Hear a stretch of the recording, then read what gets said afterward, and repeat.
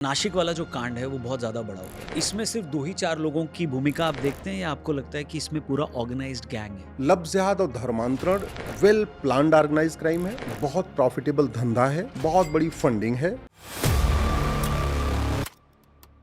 आपकी रील इतनी वायरल हो गई है, आने वाले टाइम में उसके ऊपर फिल्म बन सकती है। तो आपको तो मिलेगा ही। थोड़ा क्रेडिट हमको भी दिलवा देना आप। नहीं, आपको क्रेडिट मिलना चाहिए, हमको तो पैसा वैसा नहीं चाहिए, हम तो ऐसे ही काम करते रहते हैं। तो आप क्रेडिट ले लेना, पैसा मैं ले लूँगा। हाँ, ऐसे कर सकते ऐसा हैं। कर सकते हैं। हाँ। लव जिहाद ये मीडिया का दिया हुआ टर्म नहीं है?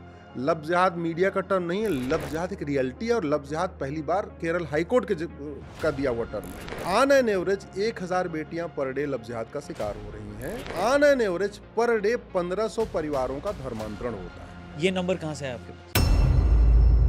पूरी दुनिया में जब लोग भूखे नंगे रहते थे, खाना बनाना नहीं आता था, कपड़ा पहनना नहीं आता था, तब हमारे पास मनुस्मृति थी।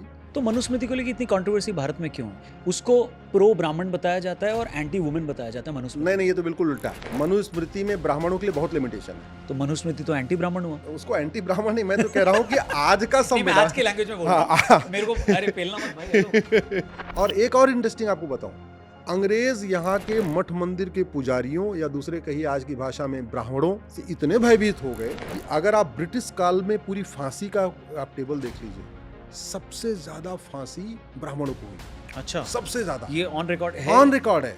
60% फांसी अंग्रेजों के काल में ब्राह्मणों को हुई है। क्यों?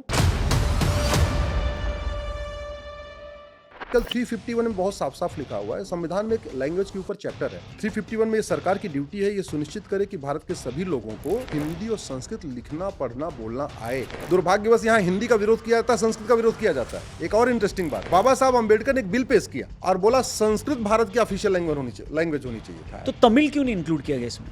देखिए, तमिल एक वो भी तो एंशिएंट लैंग्वेज है।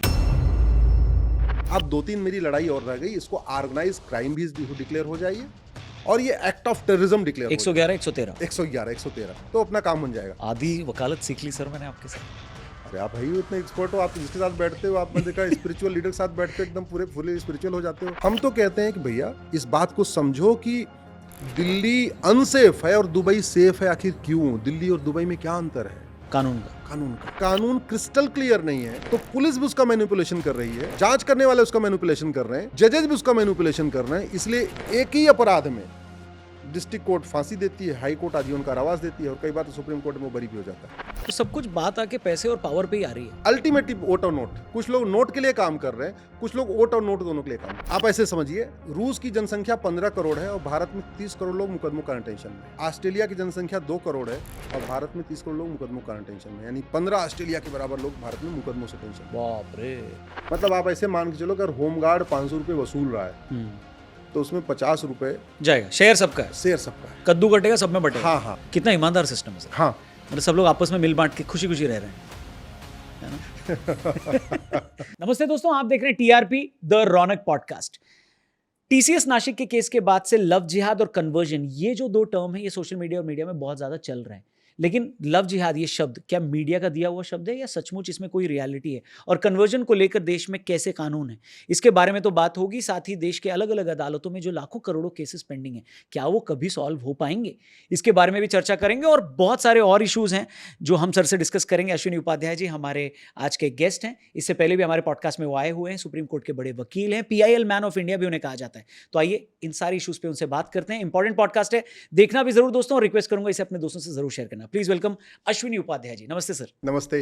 पुराना पॉडकास्ट बहुत बढ़िया गया हमारा, बहुत शानदार है ना? और वो तो ऐसा शानदार रहा कि मेरे पास एग्जीक्यूटिव, जुडिशरी, लेजिस्लेचर, चारों तरफ के लोग, सांसद, विधायक भी आपकी रील मुझे ट्रांसफर कर रहे थे। अच्छा, बहुत सारे जजेस ने मुझे आपकी रील ट्रांसफर किया। क्या बात है। बहुत सारे पुलिस अधिकारियों ने, कमिश्नर, एडिशनल कमिश्नर, एक राज्य के चीफ सेक्रेटरी ने मुझे वो रील भेजी। स्पेशली वो वाली ना शायद, जिसमें बच्चों के अपहरण के बाद कन्वर्जन वाला जो उसमें तो मुझे बॉलीवुड से वो रील भेजी गई और बॉलीवुड के एक डायरेक्टर का फ़ोन आया और एक वहाँ के जो स्टोरी लिखते हैं उनका फ़ोन आया। उन्होंने पूरी केस की डिटेल मांगी। मैंने वो सुप्रीम कोर्ट मैटर पेंडिंग है तो वो उनको डिटेल भेजा कि ये मैटर है। फिर उन्होंने पिटीशन कॉपी मंगाई, बोले हम इस पर फिल्म बनाएंगे। तो आपकी रील इतनी वायरल हो गई है, आने वाले टाइम में उसके ऊपर फिल्म बन सकती है। तो आपको तो मिलेगा ही। थोड़ा क्रेडिट हमको भी दिलवा देना आप। नहीं, आपको क्रेडिट मिलना चाहिए, हमको तो पैसा वैसा नहीं चाहिए, हमको तो हम तो ऐसे ही काम करते रहते हैं। तो आप क्रेडिट ले लेना, पैसा मैं ले लूंगा। हाँ, ऐसे कर सकते ऐसा हैं। कर सकते हाँ। ऑन दैट नोट शुरू करते हैं सर। नासिक वाला जो कांड है वो बहुत ज़्यादा बड़ा हो गया है। इसमें सिर्फ 2 ही 4 लोगों की भूमिका आप देखते हैं, या आपको लगता है कि इसमें पूरा ऑर्गेनाइज्ड गैंग है? जो मैं पिछले 20 वर्षों से कह रहा था रौनक जी, अब मुझे लगता है कि अब वो जनता भी इसको मानने लग गई और वो दिखने भी लग गया। मुगल यहाँ पे सत्ता के लिए नहीं आए थे, मुगल आए थे यहाँ पे इस्लाम को फैलाने। सत्ता उनके लिए एक साधन था, सत्ता उनके लिए एक बहाना था, क्योंकि सत्ता आपके पास होती है तो आप वो काम ज़्यादा इफेक्टिवली कर सकते हैं। ठीक है। अंग्रेज यहाँ सत्ता के लिए नहीं आए थे, अंग्रेज आए थे यहाँ क्रिश्चियनिटी को फैलाने। सत्ता भी उनके लिए एक साधन था। तो मुगल काल में इस्लाम को फैलाया गया, ब्रिटिश काल में यहाँ क्रिश्चियनिटी को फैलाया गया। अनफॉर्चुनेटली देश के 75 साल आज़ाद होने के बावजूद वो दोनों ही काम नहीं रोका। अभी भी क्रिश्चियनिटी बहुत तेजी के साथ फैल रही है, इस्लाम बहुत तेजी के साथ फैल रहा है। डेमोग्राफी 0.1% ही सही, लेकिन पर डे चेंज हो रही है। पर एक सवाल है, मैं आपको सॉरी रोकना चाहूँगा। आर्टिकल 25 हमको फ्रीडम ऑफ रिलीजन देता है, उसमें कन्वर्जन भी आता है या नहीं आता? नहीं, बिल्कुल नहीं आता। फ्रीडम ऑफ रिलीजन में फ्रीडम ऑफ कन्वर्जन नहीं आता। हमारे चूंकि संविधान की अंतिम व्याख्या करने का अधिकार माननीय सुप्रीम कोर्ट को दिया हुआ है, और सुप्रीम कोर्ट के पहले के कुछ जो जजमेंट आए हैं, हालांकि एक जजमेंट में कहा है कि फ्रीडम ऑफ रिलीजन का मतलब फ्रीडम कन्वर्जन नहीं है, लेकिन कई बार ऐसे लीपापोती हुई है। और वो इसलिए हुई है कि हमारे इसके पहले जो जजमेंट आए वो 2-3 चीज़ों में ध्यान नहीं रखा। पहला क्या नहीं रखा कि ये संविधान है, ये कॉन्स्टिट्यूशन से ऊपर है। संविधान का मतलब कॉन्स्टिट्यूशन नहीं होता, कॉन्स्टिट्यूशन का मतलब संविधान नहीं होता। संविधान समधन विधान, सबके लिए समान विधान। संविधान यानी विधि का विधान, इसको कहते हैं संविधान। कॉन्स्टिट्यूशन मतलब सिंपल विधान होता है। दूसरा जो संविधान की व्याख्या करते समय बड़ी गलती हुई है, हमने धर्म को रिलीजन समझा, रिलीजन को धर्म समझा। अलग है दोनों। दोनों बिल्कुल जमीन आसमान का अंतर है। मेरी एक PIL चल रही है धर्म और रिलीजन के ऊपर, जिसमें मैंने 25 डिफरेंस बताए हैं। आपको मोटा मोटा डिफरेंस बता देता हूं। धर्म सबको जोड़ता है और रिलीजन सबको तोड़ता है। धर्म सबको इंक्लूड करता है और रिलीजन सबको एक्सक्लूड करता है। धर्म यूनिवर्सल इक्वलिटी की बात करता है, रिलीजन इक्वलिटी अमंग रिलीजन की बात करता है। एग्जाम्पल दीजिए ना। धर्म यूनिवर्सल जस्टिस की बात करता है, religion justice with in religion की बात करता है। धर्म इक्वल अपॉर्चुनिटी टू ऑल की बात करता है, religion equal opportunity to among religion, कि जो हमारे धर्म को, हमारे रिलीजन को माने वो पाक, जो नहीं माने ना पाक। धर्म में ऐसा कोई कॉन्सेप्ट नहीं है। जो हमारे मजहब को मानेगा वो जन्नत में जाएगा, जो नहीं मानेगा जहन्नुम में जाएगा। धर्म ऐसी बात नहीं करता। जो हमारे धर्म को, हमारे रिलीजन को नहीं मानता, हमारे मजहब को नहीं मानता, उसको डराओ, धमकाओ, उसके साथ धोखा करो, उसको लालच दो, उसको कैसे भी करके अपने फोल्ड में ले आओ, तो अल्टीमेटली अपनी मेजॉरिटी बढ़ाने वाली बात है। ये रिलीजन करता है, धर्म ये नहीं करता है। ये बात मैंने अपनी पिछली वाली PIL में दिया है। ये मैं सबरीमाला वाले केस में भी यही कह रहा हूँ कि इसको आप डिसाइड करते समय इस बात का ध्यान रखिए कि संविधान कॉन्स्टिट्यूशन नहीं है, कॉन्स्टिट्यूशन संविधान नहीं है, धर्म रिलीजन नहीं है, रिलीजन धर्म नहीं है। दिक्कत कैसे हो रही है, हम रहते भारत में हैं और हम हर चीज की व्याख्या अंग्रेजी में कर रहे हैं। अंग्रेजी में 26 लेटर हैं, 26 लेटर। संस्कृत हिंदी में 52 है, जस्ट डबल। तो शब्दों की संख्या हिंदी और संस्कृत में अंग्रेजी से लगभग 10 गुना ज्यादा है। उदाहरण के लिए हमारे पास हिंदी में चाचा है, मामा है, मौसा है, ठीक है, अलग अलग रिलेटिव हैं, फूफा है। हाँ। अंग्रेजी में एक ही है, अंकल। हमारे पास चाची है, मौसी है, बुआ है, ठीक है, ताई है, सब कुछ है। अंग्रेजी में एक ही है, आंटी। हमारे पास धर्म है, अंग्रेजी में कोई शब्द ही नहीं है। ब्रह्मचर्य के लिए अंग्रेजी में कोई शब्द नहीं है, योग के लिए अंग्रेजी में कोई शब्द नहीं है। अब उसमें ए लगा के योगा, धर्मा, ब्रह्मचर्या ऐसे कर लें, अलग बात है। शब्द नहीं है वहां पे। और शब्द क्यों नहीं है? वहां कॉन्सेप्ट ही नहीं था। इंपॉर्टेंट है। पूरी दुनिया में जब लोग भूखे नंगे रहते थे, खाना बनाना नहीं आता था, कपड़ा पहनना नहीं आता था, कोई कुछ पता ही नहीं था, तब हमारे पास मनुस्मृति थी जिसमें 12 चैप्टर हैं और 12 चैप्टर में अलग अलग सबको डिफिनीशन दिया हुआ है। आज हम कहते हैं लेजिस्लेचर, विधायिका, कार्यपालिका, न्यायपालिका, ये सबसे पहली बार मनुस्मृति में आया। महिलाओं के कर्तव्य, ये पहली बार मनुस्मृति में आया। पुरुषों के कर्तव्य, ये पहली बार कॉन्सेप्ट मनुस्मृति में आया। अमेरिका के बहुत सारे फिलोसफर कहते हैं कि Manusmriti is the first codified law of the world. ये बाकायदा लिखा हुआ, उनके इंसाइक्लोपीडिया में लिखा हुआ है। तो मनुस्मृति को लेकर इतनी कंट्रोवर्सी भारत में क्यों है? उसको प्रो ब्राह्मण बताया जाता है और एंटी वुमेन बताया जाता है मनुस्मृति। नहीं, ये तो बिल्कुल उल्टा है। मनुस्मृति में ब्राह्मणों के लिए बहुत लिमिटेशन है। उदाहरण के लिए, हाँ सेम अपराध एक समान है, हाँ उसमें शूद्र को 1 साल की सजा है, वैश्य को 2 साल की सजा है, क्षत्रिय को 3 साल की सजा है और ब्राह्मण को 4 साल की सजा है। तो मनुस्मृति ब्राह्मण के तो बिल्कुल, अगर आज के हिसाब से देखें तो आज वाला संविधान ब्राह्मणों के लिए ज्यादा अच्छा, मनुस्मृति गड़बड़ है क्योंकि उसमें 4 साल की सजा है। दूसरा, आज की डेट में ब्राह्मण कुछ भी कर सकता है। वो नाई की दुकान खोल ले, धोबी की दुकान खोल ले, जूता बनाने की दुकान खोल ले, मिठाई की दुकान खोल ले, हलवाई की दुकान खोल ले, कोई भी काम कर सकता है। मनुस्मृति में तो बोला था केवल तुम्हें पढ़ना है और पढ़ाना है और भिक्षा मांग के रहना है, और वो नहीं फॉलो किया तो सजा है। नहीं फॉलो किया तो सजा है। तो ये पहले तो मनुस्मृति में तो ब्राह्मणों के साथ एक तरीके से आप देखिए, ज्यादा आज की परिस्थितियों में कहें तो वो ज्यादा उस समय कठिन था। तो मनुस्मृति मतलब उस समय ब्राह्मण राजा नहीं बन सकता था, ब्राह्मण उसमें वैश्य काम नहीं कर सकता था, राजा युद्ध नहीं कर सकता, ब्राह्मण जो है वो न राजा बन सकता है, न छत्री बन सकता है, न शूद्र वाला काम कर सकता है, न उद्योगपति बन सकता है, न कोई फैक्ट्री लगा सकता है, न दुकान खोल सकता है। उसको ले दे के गुरुकुल खोलना है, शिक्षा देना है, शिक्षा लेना है, और शिक्षा उस समय मुफ्त में होती थी, फीस भी नहीं ले सकता है, बस भीख मांगना है, भीख मांग मांग के कैसे करके अपना जीवन यापन चलता है। तो मनुस्मृति तो एंटी ब्राह्मण हुआ एकदम, मैं वही तो कह रहा हूँ, अगर उसको एंटी ब्राह्मण नहीं, मैं तो कह रहा हूँ कि आज का नहीं, मैं आज के लैंग्वेज में बोल रहा हूँ, मेरे को अरे पेलना मत भाई, हेलो, मतलब बात हो रही है ऐसे। आज के संविधान में सबको समान अधिकार है, मनुस्मृति में ब्राह्मणों को ये बहुत लिमिटेड और रिस्ट्रिक्टेड था। ब्राह्मणों ये मैंने बोल दिया, इस पे केस वेस तो नहीं हो नहीं, जाएगा? कोई केस नहीं होना। आपने आज आप देख लेना फिर। आप आज के लहजे के हिसाब से ठीक किया आपने, जो किया है वो आज की डेट में उसको पार्लियामेंट्री भी कह सकते हैं आप। हाँ, ऐसी बातें तो संसद में भी हो जाती है, विधानसभा में हो जाती है। इससे गंदी आप कम से कम माइक नहीं तोड़ रहे हैं, यही क्या काम है, आप तो ठीक ठाक कर रहे हैं। ठीक है, तो ये आपने बताया कि ब्राह्मणों को कायदे से देखा जाए तो उनके लिए रूल्स एंड रेगुलेशंस मनुस्मृति में ज्यादा थे, ज्यादा रिस्ट्रिक्टेड थे। ब्राह्मणों के लिए आपको ये नहीं खाना, ये नहीं खाना, सुबह उठना है, दिन में कभी सोना नहीं है, इतनी बाउंडेशन। आज तो ब्राह्मण दिन में सो ले, क्या दिक्कत है, रात भर जग ले, कोई तो जो लेफ्टिस्ट बोलते हैं मनुवाद से आजादी, वो क्या बोल रहे हैं फिर? ये महा झूठे हैं लेफ्टिस्ट, इनको कुछ नहीं पता। मैं तो कहता हूँ शायद जो ये बोलते हैं शायद इन्होंने कभी पढ़ा भी नहीं होगा। मनुस्मृति में 12 चैप्टर हैं, राजा के लिए अलग चैप्टर है, ठीक है, विधायिका के लिए अलग चैप्टर, कार्यपालिका के लिए अलग चैप्टर, न्यायपालिका के लिए अलग चैप्टर। मनुस्मृति पहला ऐसा ग्रंथ है जिसमें कहा गया वसुधैव कुटुंबकम, पूरा पृथ्वी एक परिवार है। मनुस्मृति पहला ऐसा ग्रंथ है जिसमें कहा गया नारी तु नारायणी। मनुस्मृति पहला ऐसा ग्रंथ है जिसमें कहा गया यत्र नारस्तु पूज्यते रमन्ते तत्र देवता। जहां नारी की पूजा होगी वहां देवता निवास करेंगे, जहां नहीं होगी इसका मतलब वहां राक्षस निवास करेंगे। बड़ी सीधी सी बात है। मनुस्मृति ऐसा पहला ग्रंथ है, और ये आज की बात नहीं कर रहा हूं, 5,500 साल पहले महाभारत, उसके और हजारों साल पहले रामायण, और मनुस्मृति सबसे प्राचीन है। ये रामायण, महाभारत, वेद, उपनिषद सब मनुस्मृति के बाद आए हैं। सबसे पहला ग्रंथ, पूरी विश्व का सबसे पहला कोडिफाइड लॉ, जो अमेरिकन भी कहते हैं और हम लोग भी कहते हैं, first codified law of the world Manusmriti है।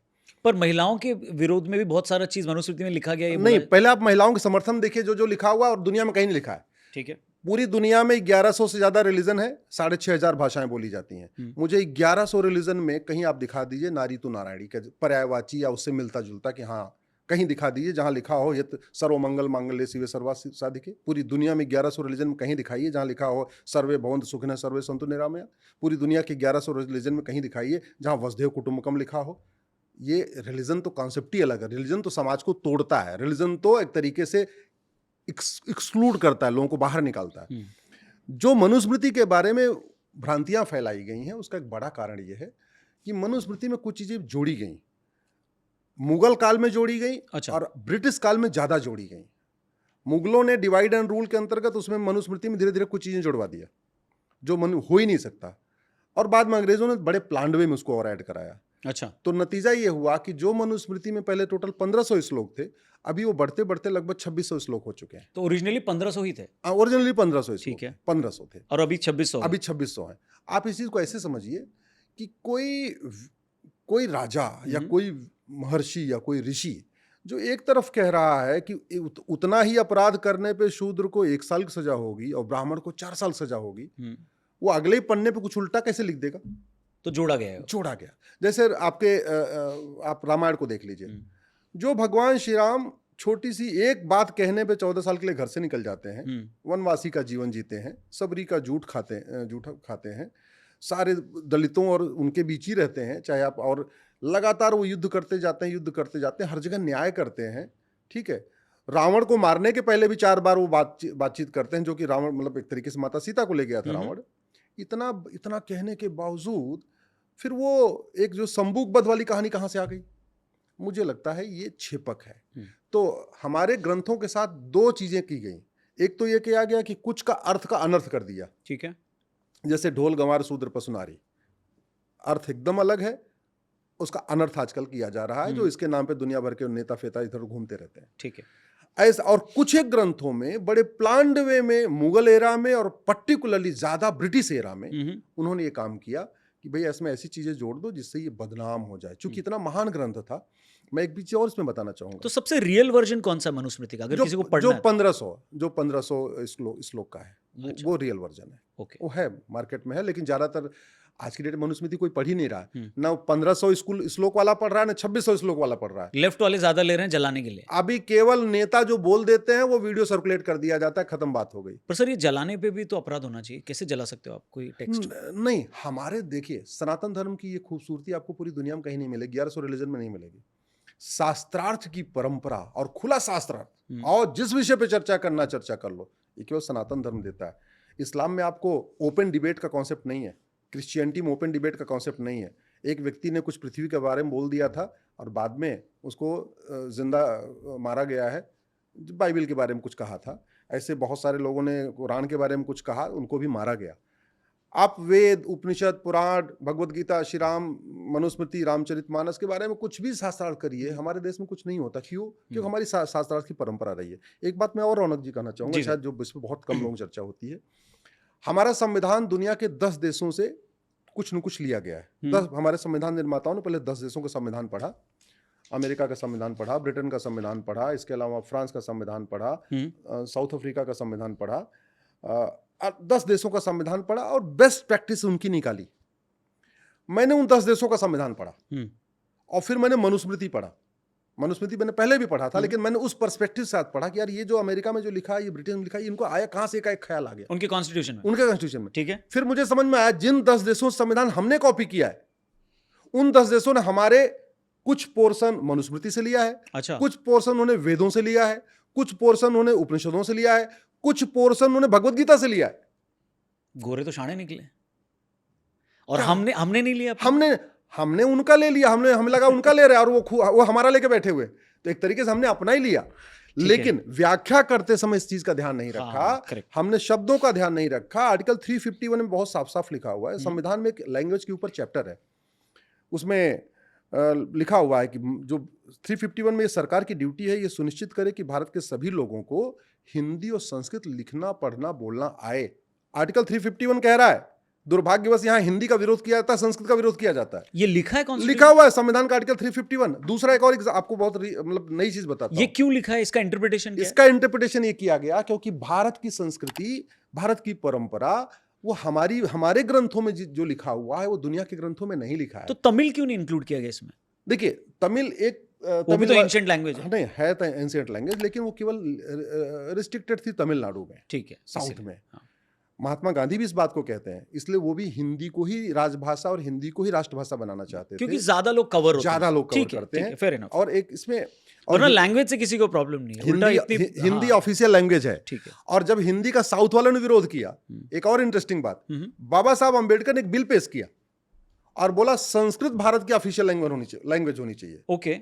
बाबा साहब अंबेडकर इकलौते व्यक्ति थे जिन्होंने कहा कि भारत की ऑफिशियल लैंग्वेज, जिसमें केंद्र सरकार राज्य सरकार से बात करेगी या जो भी ऑफिशियल कार्यवाही होगी, वो हिंदी में नहीं होगी, संस्कृत में, अंग्रेजी में नहीं होगी, संस्कृत में होगी। क्यों? उसका कारण है, हिंदी में वर्ब के कितने, इंग्लिश में वर्ब के कितने फॉर्म है? 3, गो वेंट गॉन, करेक्ट। अंग्रेजी में हर वर्ब के 9 फॉर्म है, पठति, पठता, पठंती। संस्कृत में हाँ। अंग्रेजी में वर्ब के 9 फॉर्म है, पठत, पठता, पठती, पठाम, पठा, ऐसे आपको 9 फॉर्म मिलेंगे। जबकि हिंदी में और इंग्लिश में और क्या दिक्कत है? रीड, READ, लेकिन हम उसको पढ़ते हैं, पहले वाले को रीड कहते हैं, दूसरे वाले को रेड कहते हैं, अब तीसरे वाले को रेड कहते हैं। शब्द वही है, TO2 और GO को गो कहते हैं। गो कहते हैं, ठीक है। ऐसे बहुत सारी मिक्सिंग है। तो बाबा साहब अम्बेडकर का ये कहना था कि संस्कृत में कोई मिक्सिंग नहीं है। कब की बात है बाबा साहब ने जब ये बोला था? ये उन्होंने बिल पेश किया 1948 में, अच्छा, 19 संविधान सभा में। संविधान सभा में संविधान सभा तो में एक्सेप्ट हुआ या रिजेक्ट हुआ? वो रिजेक्ट हो गया। वो प्राइवेट मेंबर बिल था उनका, अच्छा, अनफॉर्चुनेटली। बट कितना विजनरी अप्रोच था उनका। अप्रोच था। और आज अगर आप संस्कृत को कंपलसरी कर दो तो बोलेंगे कि संस्कृत क्योंकि ब्राह्मणों को ज्यादा आती है तो ये प्रो ब्राह्मण हो गया है। नहीं, आज करते ना ये वो इस फिर वो। देश का दुर्भाग्य है हाँ। कि बाबा साहब अम्बेडकर के नाम पे राजनीति खूब होती है, पार्टियां भी बन गई हैं, सारे 14 अप्रैल को और 6 दिसंबर को उनकी जयंती पुण्यतिथि मनाते हैं, लेकिन बाबा साहब की बात कोई मानता नहीं है। बाबा साहब कहते थे संस्कृत को भारत की ऑफिशियल लैंग्वेज बनाओ, आज तक किसी ने बिल नहीं पेश किया। बाबा साहब कहते थे दलितों का उत्थान करना है तो भारत में नशाबंदी शराबबंदी करो, आर्टिकल 47 यही कहता है, लेकिन कोई आर्टिकल 47 लागू करने की मांग नहीं करता। बाबा साहब कह रहे थे मजहब के आधार पर विभाजन हो चुका है, अब अंग्रेजों का यहाँ कोई पर्सनल लॉ नहीं चलेगा, ना क्रिश्चियन मैरिज एक्ट चलेगा, ना शरीयत एक्ट चलेगा, ना पारसी मैरिज एक्ट चलेगा, यहाँ यूनिफॉर्म सिविल कोड होगा, आर्टिकल 44 यही कहता है। कोई भी अम्बेडकरवादी, कोई भी बाबा साहब की बात करने वाला यूसीसी की बात नहीं करता। सवाल आया कि गौ हत्या पे, तो ये कहा गया कि इस देश में अगर एकता भाईचारा बना के रखना है, सौहार्द बना के रखना है, तो गौ हत्या पे प्रतिबंध होना चाहिए। संविधान का आर्टिकल 48 ये कहता है गौ हत्या पे प्रतिबंध होना चाहिए। हिंदुओं की मांग नहीं है, ये संविधान की डिमांड है, आर्टिकल 48। और वो जो लैंग्वेज वाला बोला था वो कौन सा आर्टिकल है? 351। आर्टिकल 351 कहता है ये सरकार की ड्यूटी है कि सब लोगों को हिंदी संस्कृत लिखना पढ़ना बोलना आना तो ये चाहिए। 3 आर्टिकल बहुत इंपॉर्टेंट है गाइस, 47, 48 एंड 351। और इसकी ड्यूटी किसको दिया? हाँ। इसकी ड्यूटी सेंटर को दिया। क्यों? क्योंकि राज्यों का निर्माण लैंग्वेज के आधार पे हुआ था। तो संविधान सभा ने कहा कि भाई देखो सब अपनी अपनी लैंग्वेज प्रमोट करेंगे, तेलुगु अपनी प्रमोट करेगा, कर्नाटक वाले अपनी कन्नड़ प्रमोट करेंगे, तो हिंदी संस्कृत को कौन प्रमोट करेगा? तो बोले नहीं, ये केंद्र की ड्यूटी है, ये सेंटर की ड्यूटी है, वो सुनिश्चित करे ऐसी एजुकेशन सिस्टम लाए, ऐसा एजुकेशन पॉलिसी लाए, ऐसा लैंग्वेज सिस्टम लाए। और एक इंटरेस्टिंग, संविधान में लैंग्वेज के ऊपर पूरा एक चैप्टर है और उसमें लिखा हुआ है कि उसमें एक सांसदों का कमीशन बनेगा और वो कमीशन इस बात पे विचार करेगा कि कैसे ग्रेजुअली हिंदी पूरे देश में फैल जाए। अच्छा, उसमें राज्यसभा के लोग रहेंगे, लोकसभा के भी रहेंगे। आर्टिकल 343 से लेकर 351 तक की पूरा लैंग्वेज का प्रोविजन है। दुर्भाग्यवश 75 साल बीत गए, वो 40 मेंबर का जो एक सांसदों का कमीशन बनना तो बना ही नहीं आज तक। और उस कमीशन का मुख्य काम था कि कैसे भी, संविधान में ये भी लिखा हुआ है कि सुप्रीम कोर्ट और हाई कोर्ट में मात्र 15 साल अंग्रेजी बोली जाएगी, उसके बाद ग्रेजुअली उसको हिंदी पे शिफ्ट कर दिया जाएगा। अच्छा, हाँ, ये लिखा हुआ है संविधान में। और ये सब कौन लिख रहे हैं? ये सब लिख रहे हैं हमारे संविधान निर्माता, उसमें अलादी कृष्णा अय्यर भी हैं, वीएन राव भी हैं, पीएन मुंशी भी हैं, बाबा साहब अम्बेडकर और तब भी अगर हिंदी को एडवोकेट कर रहे हैं तब तो बीजेपी भी नहीं थी, सरदार पटेल भी हैं, पंडित नेहरू भी हैं, सब हैं उसमें। अब वो कह रहे हैं ये प्रावधान होना चाहिए। दुर्भाग्यवश इस देश ने, राजनीति ने नर्क बना दिया। तो नहीं, उस टाइम पे हिंदी का विरोध क्यों था? क्योंकि तब तो बीजेपी भी नहीं थी। तो क्या आज अगर हिंदी आए तो वो ये कहेंगे कि भाई आप हिंदी को फैला रहे हो क्योंकि आप चाहते हो ये भाषा सब जगह फैले? नहीं, उस समय भी हिंदी का इतना विरोध नहीं था, बहुत मायने। अगर ज्यादा विरोध होता तो फिर हिंदी ऑफिशियल लैंग्वेज बनती नहीं। हिंदी तो ऑफिशियल लैंग्वेज आज भी है। एक होती है ऑफिशियल लैंग्वेज, एक होती है नेशनल लैंग्वेज। तो हिंदी को राष्ट्रभाषा तो नहीं है ऑफिशियली, लेकिन हिंदी भारत की ऑफिशियल लैंग्वेज है। यानी अगर दिल्ली केंद्र सरकार से कोई राज्य सरकार बात करेगी, वो हिंदी में बात करेगी। कोई चिट्ठी लिखेगी, हिंदी में चिट्ठी लिखेगी, अंग्रेजी में नहीं। और सुप्रीम कोर्ट, हाई कोर्ट के लिए कह दिया गया कल 15 साल अंग्रेजी रहेगा, ग्रेजुअली शिफ्ट हो जाएगा। ये इंडिपेंडेंस के बाद की बात, ये इंडिपेंडेंस या संविधान आने के बाद? संविधान के बाद की बात है कि 70s में आपको, 70s के बाद से 65 में आपको इंग्लिश को कंक्लूड करना है। ठीक है, वो नहीं हुआ, उस पर काम नहीं हुआ, उसका काम ही नहीं हुआ, क्योंकि इंग्लिश थोड़ी आसान हो जाती है। उसमें यू का मतलब तुम भी है, यू का मतलब आप भी है, यू का मतलब तुम अकेले भी है, यू का मतलब तुम दोनों भी है। ठीक है, दाऊ तो आजकल यूज ही कोई नहीं कर रहा, यू यू यू हो गया है, पूरी भीड़ भी यू है, आप अकेले भी यू हो। तो वो बड़ा आसान हो गया, बड़ा कन्वीनियंट हो गया है। 26 लेटर ही टोटल है, मुश्किल से 10 लाख टोटल सब्जेक्ट है, उसी में पूरा खेलना है, तो बड़ा आसान है उसमें। एंड लैंग्वेज को लेकर सर मेरा ये मानना है कि कम्युनिकेशन का मीडियम है और बहुत ब्यूटीफुल चीज़ है। अच्छी बात है आपको जितनी लैंग्वेज आए, लेकिन जो लैंग्वेज के बारे में हमारे संविधान के निर्माताओं का विजन था, वो विजन सिर्फ इसका प्रसार नहीं था, बल्कि भारत की संस्कृति और सभ्यता को अगर आपको राइट सेंस में लोगों को समझाना है तो ये लैंग्वेज चाहिए। ये लैंग्वेज कोई सुपीरियरिटी की बात नहीं है, ये है कि हमारे इमोशन को सबसे अच्छा यही 2 लैंग्वेज कैरी करते हैं। करेक्ट? एक और उसमें कारण है कि हमारे सारे जो मूल ग्रंथ हैं वो संस्कृत में है जी, राइट? तो अगर आप उसको संस्कृत में जो जानकार है वो उसकी इंटरप्रिटेशन करेगा, सही व्याख्या करेगा। अदरवाइज उल्टी सीधी व्याख्या हो जाएगी।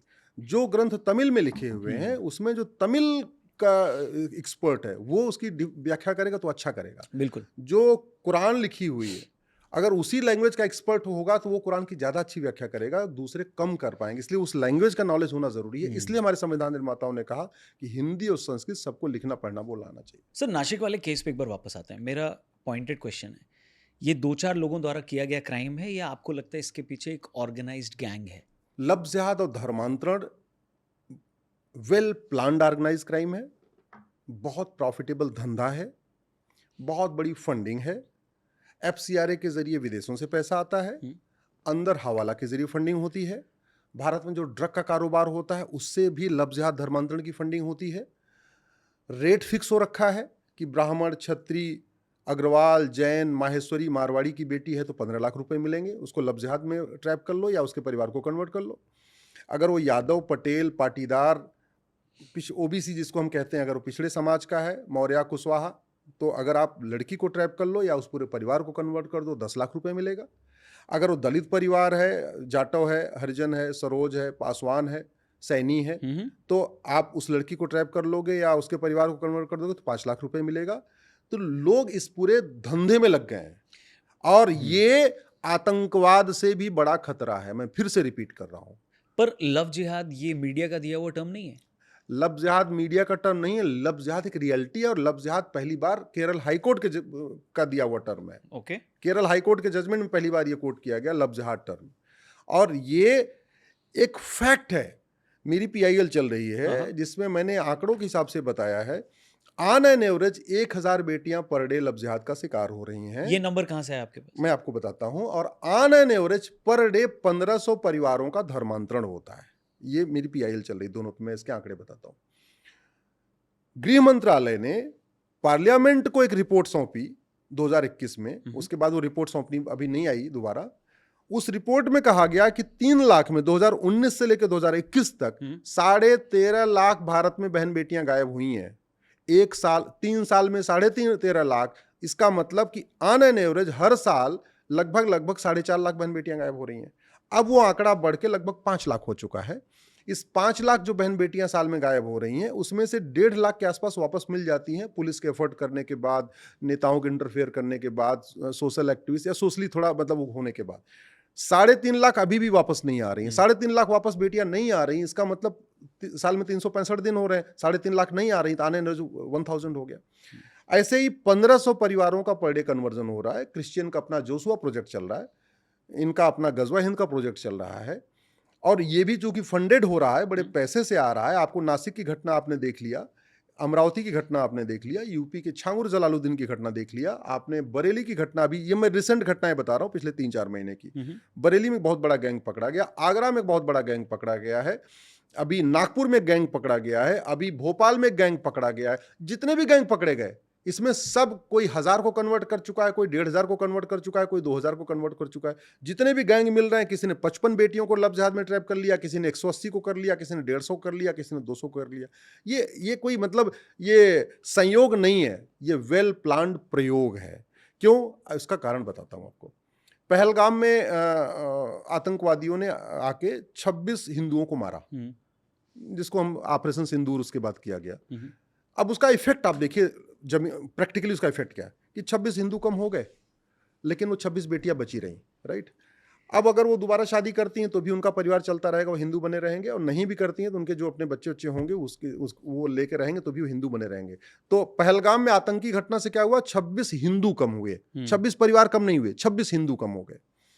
लेकिन अगर यही लफ्ज़ जिहाद के जरिए या धर्मांतरण के जरिए 26 परिवारों को कन्वर्ट कर दिया जाए, तो उन परिवारों का परिवार, उनका परिवार, उनका परिवार, उनका परिवार, तो लफ्ज़ जिहाद धर्मांतरण कारण केवल हिंदू कम नहीं होता, हिंदुओं से नफरत करने वालों की संख्या बढ़ती है। क्योंकि जैसे वो कन्वर्ट हो गया, जैसे वो एक्स हिंदू हो गया, मतलब मैं इसके लिए टर्म यूज करता हूं एक्स हिंदू या कन्वर्टेड हिंदू, वैसे ही वो राम से नफरत करेगा, कृष्ण से नफरत करेगा, शंकर जी से नफरत करेगा, आपके होली, दिवाली, दशहरा से नफरत करेगा, आपके वो सारे त्योहारों से नफरत करेगा, सारे विचारों से नफरत करेगा, नारी तू नारायणी के कॉन्सेप्ट से नफरत करेगा, वंदे मातरम से नफरत करेगा, भारत माता की जय बोलने से उसको दिक्कत आएगी, वसुधैव कुटुंबकम बेकार है। तो आपके पूरे एक तरीके से वो रहेगा भारत में, लेकिन उसकी सोच विदेशी होगी, उसकी वेशभूषा भी विदेशी होगी, उसका त्योहार विदेशी होगा, उसका विचार विदेशी होगा, सब कुछ विदेशी होगा, रहेगा केवल भारत में, खाएगा यहाँ, रहेगा यहाँ, सोएगा यहाँ, धंधा व्यापार यहाँ करेगा, पैसा यहाँ कमाएगा, लेकिन वो भारत से एकदम कटा बटा होगा और भारत से वो हर तरीके से नफरत करेगा, सांस्कृतिक रूप से नफरत करेगा, त्योहारों के रूप से नफरत करेगा, देवी देवताओं से नफरत करेगा। और इसका एग्जाम्पल देख लीजिए, लफ्ज़ जिहाद में जो यहाँ नासिक में जो कन्वर्ट करने जो धर्मांतरण करा रहे हैं कौन है? सारे के सारे एक्स हिंदू हैं। अमरावती में जो धर्मांतरण कराने वाले सारे के सारे एक्स हिंदू। कमलेश तिवारी से कन्हैया लाल तक जितनी हत्याएं हुई हैं, ब्रूटल मर्डर हुआ है, किसने किया? सारे एक्स हिंदुओं ने किया। बुरहान वानी एक्स हिंदू, अफजल गुरु एक्स हिंदू, ये Memon Yakub Menon ex Hindu, Mumbai bomb blast ex Hindu, Ajmer में जो सेक्स स्कैंडल हुआ था किसने किया? एक्स हिंदुओं ने। तो पूरे भारत में भारत के लिए जो सबसे बड़ा खतरा है कौन कर रहा है? एक्स हिंदू कर रहे हैं, क्रिएट कर रहे हैं। पत्थरबाजी आप देख लीजिए, सारे अलगाववादी कौन है, सारे आतंकवादी कौन है? आप गूगल करिए डेजिनेटेड टेररिस्ट ग्रुप, आपको 60 आतंकवादी संगठनों का नाम मिलेगा। और ये भारत का दिया हुआ वो नाम नहीं है और ना भारत का वो है, ये यूएन की डेजिनेटेड टेररिस्ट ग्रुप है, उसमें 60 आतंकवादी संगठन है। उसको आप देखिए, नाम से पता चल जाएगा कौन है ये। तो ये खतरा हमारे लिए, इसलिए मैं कहता हूं लफ्ज़ जिहाद हमारी राष्ट्र की सुरक्षा के लिए सबसे बड़ा खतरा है। आप उसको सीधा नेशनल सिक्योरिटी से जोड़? यस, हमारी पीआईएल में, और हमने इसको लिखा हुआ है हमने नासिक के बाद एक अलग से एप्लीकेशन फाइल किया, उसमें लिखा हुआ है कि आप लफ्ज़ जिहाद को राष्ट्र की सुरक्षा के लिए खतरा घोषित कर दीजिए, जिससे कि पुलिस नेशनल सिक्योरिटी एक्ट को लगाना शुरू कर दे, जिससे 1 साल तक जमानत ना हो। तो मेरा वही क्वेश्चन है कि अगर ये एस्टैब्लिश हो जाए कि लव जिहाद है या कन्वर्जन की कोशिश की गई है, तो लॉ में सज़ा कितनी होती है और क्या है? देखिए, लफ्ज़ जिहाद और कन्वर्जन के केस में, खासतौर पे कन्वर्जन के केस में कोई सेंट्रल लॉ नहीं है, स्टेट के अपने अपने लॉ हैं और सबके अपनी अलग अलग सज़ा है। किस स्टेट में सबसे सबसे ठीक तरीके से फॉलो किया जा रहा है? सबसे बेहतरीन कानून जो भी मुझे समझ में आया है वो आया है छत्तीसगढ़ वाला। ओके, वो अच्छा कानून है। नंबर 2 पे जो कानून आया है वो जो राजस्थान में आया है ओके, अभी 2025 में। ये 2 कानून बेहतरीन है, इनमें अच्छा प्रावधान है, इसमें आजीवन कारावास भी है, इसमें प्रॉपर्टी जब्त करने का भी प्रावधान है। अगर आदमी कन्वर्जन या लव जिहाद में पाया गया तो प्रॉपर्टी जब्त की जाएगी, प्रॉपर्टी जब्त की जाएगी और उसमें उम्र कैद की सजा है। उसमें राजस्थान वाले में 25 लाख रुपए तक का जुर्माना भी है। ओके, ठीक है। तो राजस्थान और छत्तीसगढ़ का मॉडल बेहतरीन मॉडल है। छत्तीसगढ़ वाले में स्पेशल कोर्ट का भी प्रावधान है, बाकी और किसी में नहीं है। तो स्पेशल कोर्ट क्या करेगा? स्पेशल कोर्ट करेगा, साल भर के अंदर मैटर डिसाइड करेगा। अच्छा, ओके। और हुआ है कुछ केस आए हैं ऐसा कोई? अभी चूंकि अभी रिसेंट आया है, इसलिए अभी इसका कोई रिजल्ट नहीं आ पाया। कानून अभी रिसेंट आया। तो अगर आप कह रहे हैं ये सक्सेसफुल होता है राजस्थान जैसे स्टेट में, तो पूरे सारे स्टेट्स को इसको फॉलो कर लेना चाहिए, कॉपी कर लेना चाहिए? नहीं, मेरा मानना है कि इसमें 2-3 और भी कमियां हैं। ओके, पहला, लफ्ज़ जिहाद धर्मांतरण राष्ट्र की सुरक्षा के लिए खतरा है, देश की एकता अखंडता के लिए खतरा है, हमारी संप्रभुता के लिए खतरा है, ये इनडायरेक्ट वॉर है, ये वेजिंग वॉर है। मैं सुप्रीम कोर्ट में बहुत जिम्मेदारी के साथ मैंने लिखा है, ये this is the waging war. अब मुगल नहीं आएंगे हमला करने, अब अंग्रेज नहीं आएंगे, अब ऐसे ही लफ्ज़ जिहाद धर्मांतरण के जरिए ही भारत पे कब्जा किया जाएगा। चाहे वो आपका जोशुआ प्रोजेक्ट है, चाहे आपका गजवा हिंद का प्रोजेक्ट है, वो यही है। इसलिए हमने ये कहा है कि सबसे पहले आप इसको ऑर्गेनाइज क्राइम डिक्लेयर करिए, इसको एक्ट ऑफ टेररिज्म डिक्लेयर करिए, इसको वेजिंग वॉर डिक्लेयर करिए, इसको सोवेरेनिटी के लिए खतरा डिक्लेयर करिए और इसको नेशनल सिक्योरिटी के लिए थ्रेट डिक्लेयर करिए। तो जिससे 5 धाराएं और इसमें लगें। पहला एनएसए लग जाए, रासुका जिसको बोलते हैं। दूसरा यूएपीए लगे, okay, unlawful activity act. Okay. तीसरा, इस पे ऑर्गेनाइज क्राइम की धारा लगे, बीएनएस की सेक्शन 111। इस पे एक्ट ऑफ टेररिज्म लगे, बीएनएस का सेक्शन 113। इस पे वेजिंग वॉर की धारा लगे, बीएनएस का सेक्शन 147। इस पे संप्रभुता के लिए जो खतरा वो धारा लगे, बीएनएस का 152। और मुझे खुशी है कि उत्तर प्रदेश में 147 यानी वेजिंग वॉर और संप्रभुता के लिए खतरा यानी सेक्शन 152 ये छांगुर के केस में लगाया गया है। और लगाया नहीं है, कोर्ट ने चार्ज फ्रेम करते समय उसको अप्रूव भी किया है। ओके, पहले एफआईआर होती है, फिर जांच होती है, फिर चार्जशीट बनती है, फिर चार्जशीट कोर्ट में फाइल होती है, फिर दोनों पक्षों को दलील सुनी जाती है, फिर कोर्ट चार्ज फ्रेम करती है। आज ही कल चार्ज फ्रेम किया गया है स्पेशल एनआईए कोर्ट ने। तो 147 और 152 152 यानी Approve कर दिया कोर्ट ने। वेजिंग वॉर, और ये अप्रूव हो गया है। अब 2-3 मेरी लड़ाई और रह गई, इसको ऑर्गेनाइज क्राइम भी डिक्लेयर हो जाइए और ये एक्ट ऑफ टेररिज्म डिक्लेयर हो जाए। 111 113 111 ठीक तो है। अपना काम बन जाएगा। आधी वकालत सीख ली सर मैंने आपके साथ।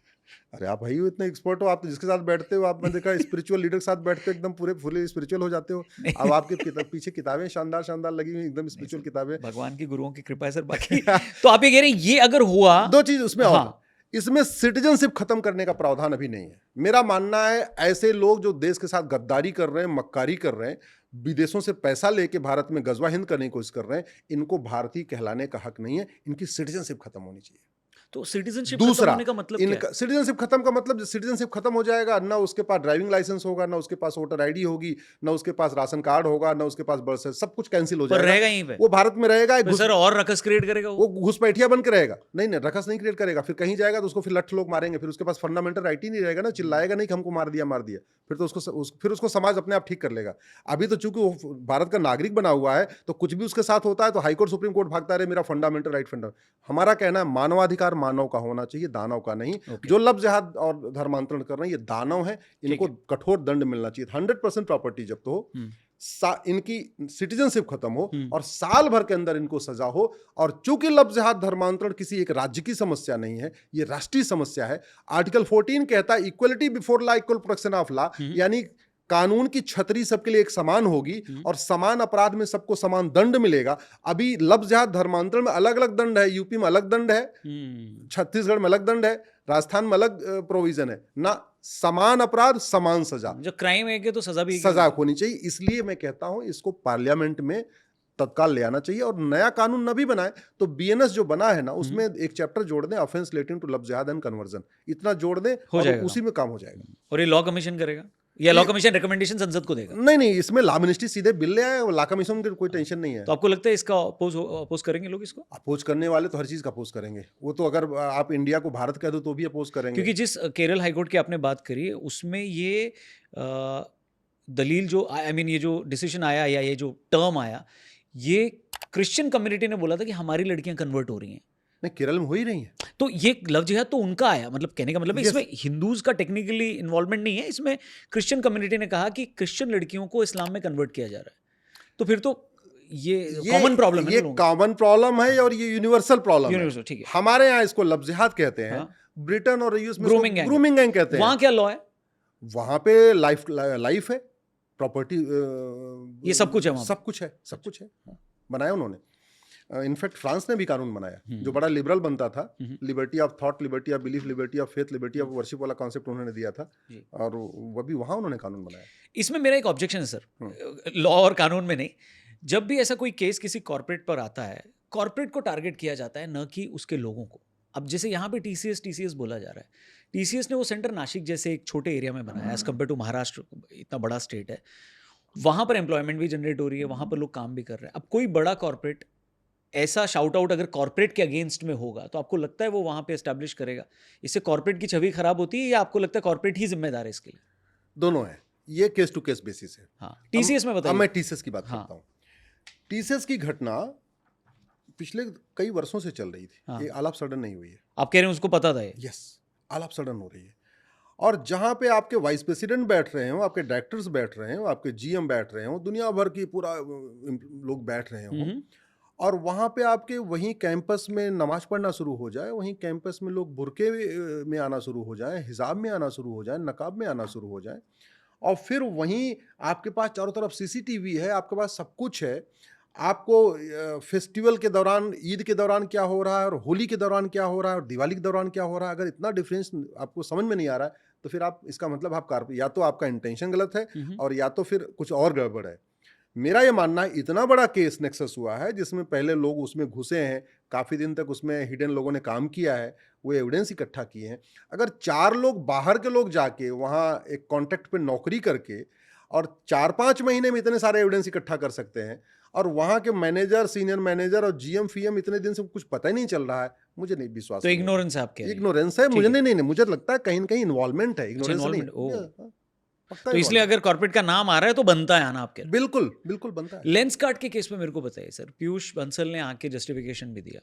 इसमें पीयूष बंसल को लेंस कार्ड को टारगेट करना कितना सही है? और ये मतलब अगर नियम आया है वो सॉरी बोल रहे हैं, चेंज कर रहे हैं। आप भारत में रहते हो हम्म, और भारत की संस्कृति जो दुनिया की सर्वोत्तम संस्कृति है, चाहे जेंडर जस्टिस की बात कर लो, चाहे जेंडर इक्वलिटी की बात कर लो, या किसी भी फ्रेम में मामले में, वहां पे आप वहां के त्योहारों का मजाक उड़ाते हो, वहां के फेस्टिवल्स का मजाक उड़ाते हो। एक उनका कोई शायद किसी एक त्योहार मनाने का एक ऐड मैंने भी देखा जो आया था, पोंगल का था शायद। पोंगल का था। हाँ, ठीक है। आप मजाक उड़ाते हो और फिर दुनिया की विदेशी कल्चर को, विदेशी फेस्टिवल को आप ग्लोरीफाई करते हो, तो आपका इंटेंशन अच्छा नहीं है। तो सॉरी बोलने से काम नहीं होगा? नहीं नहीं, सॉरी बोलने ऐसे लोगों को तो पनिशमेंट मिलना चाहिए। देखिए, जब तक दंड नहीं मिलेगा हम्म, आगे से लोग सॉरी बोल बोल के निकलते जाएंगे।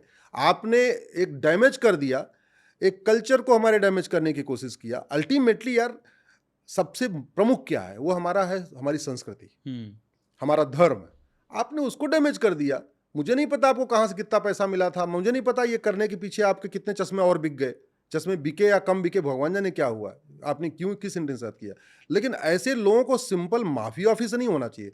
जब तक 2-4 लोगों को तगड़ा दंड नहीं मिलेगा, आई ओपनिंग नहीं होगा, क्लियर मैसेज नहीं होगा, तब तक ये हरकतें नहीं बंद होगी। कभी ये करेगा, कभी वो करेगा, कभी ये वाला करेगा, कभी कोई खाना भेजने वाला करेगा, कभी जैसे हमारे देश में आए दिन घटना आ रही है, वो जूस में थूक दे रहे हैं, ठीक है, फल में ये कर देते हैं, कोई फल पे थूक रहा है, कोई रोटी पे थूक रहा है, कोई यहाँ थूक रहा है, कोई पेशाब कर रहा है। एक आध वीडियो आया जहाँ ढाबे पे खाना बन रहा है, उसने दाल में पेशाब कर दिया। एक आध वीडियो आया जहाँ सब्जी में उसने लैट्रिन कर दिया। ऐसे ऐसे वीडियो आए हैं। तो ये जो आ रहे हैं, ये कोई संयोग तो नहीं है, ये तो बड़ा एक प्रयोग है, बड़ा प्लान्ड वे में किया गया कि हाँ भाई ठीक है, इस होटल पे, हिंदू नाम से होटल है, खाने आने वाले यहाँ सारे हिंदू आएंगे, हरिद्वार का होटल है, दूसरा तो कोई आएगा नहीं। अब एक काम करो, इसके दाल में पेशाब भी कर दो, इसकी सब्जी में लैट्रिन कर दो, इसके रोटी भी थूक भी दो, इसके जूस में भी पेशाब कर दो, सब कुछ कर दो।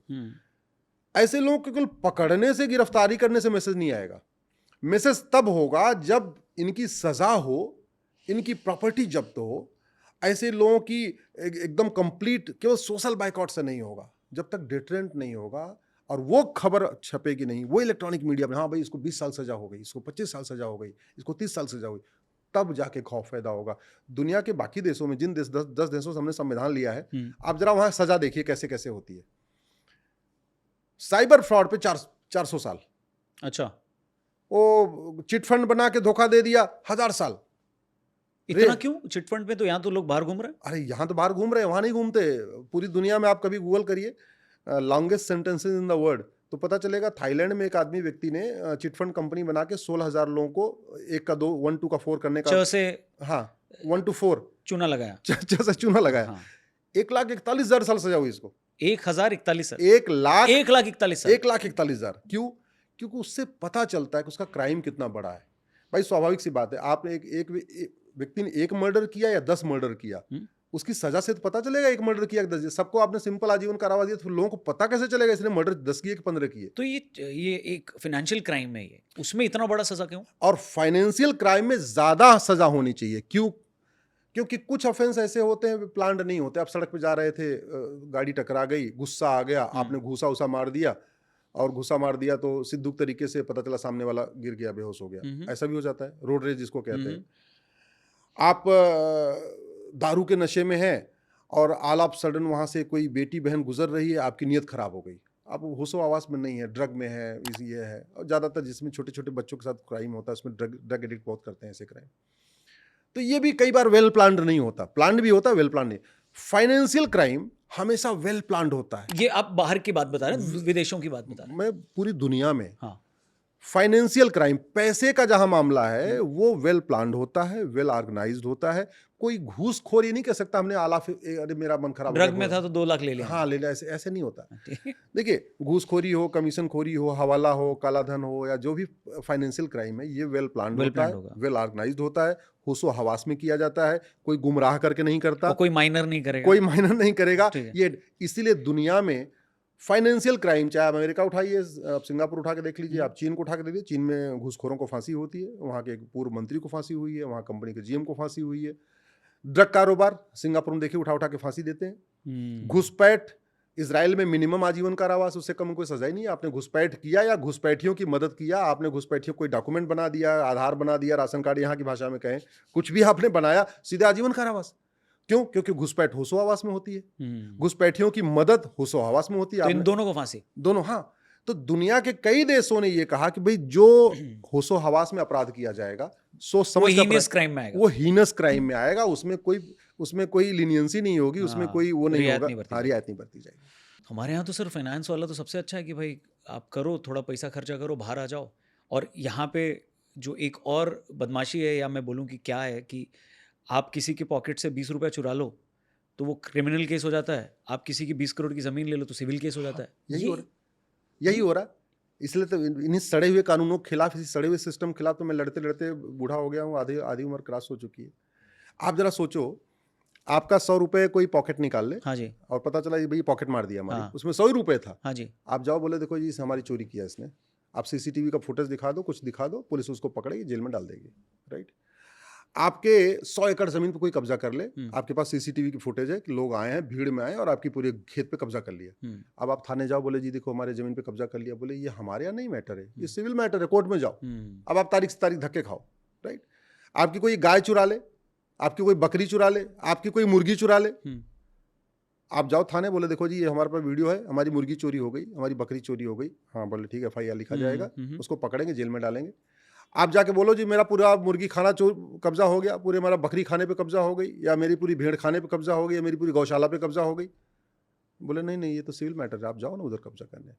और जानते हैं जमीन विवाद में प्रतिवर्ष लगभग 15 लाख लोगों का हाथ पैर टूटता है, और जमीन विवाद में प्रतिवर्ष 2 लाख लोगों की अकाल मौत होती है।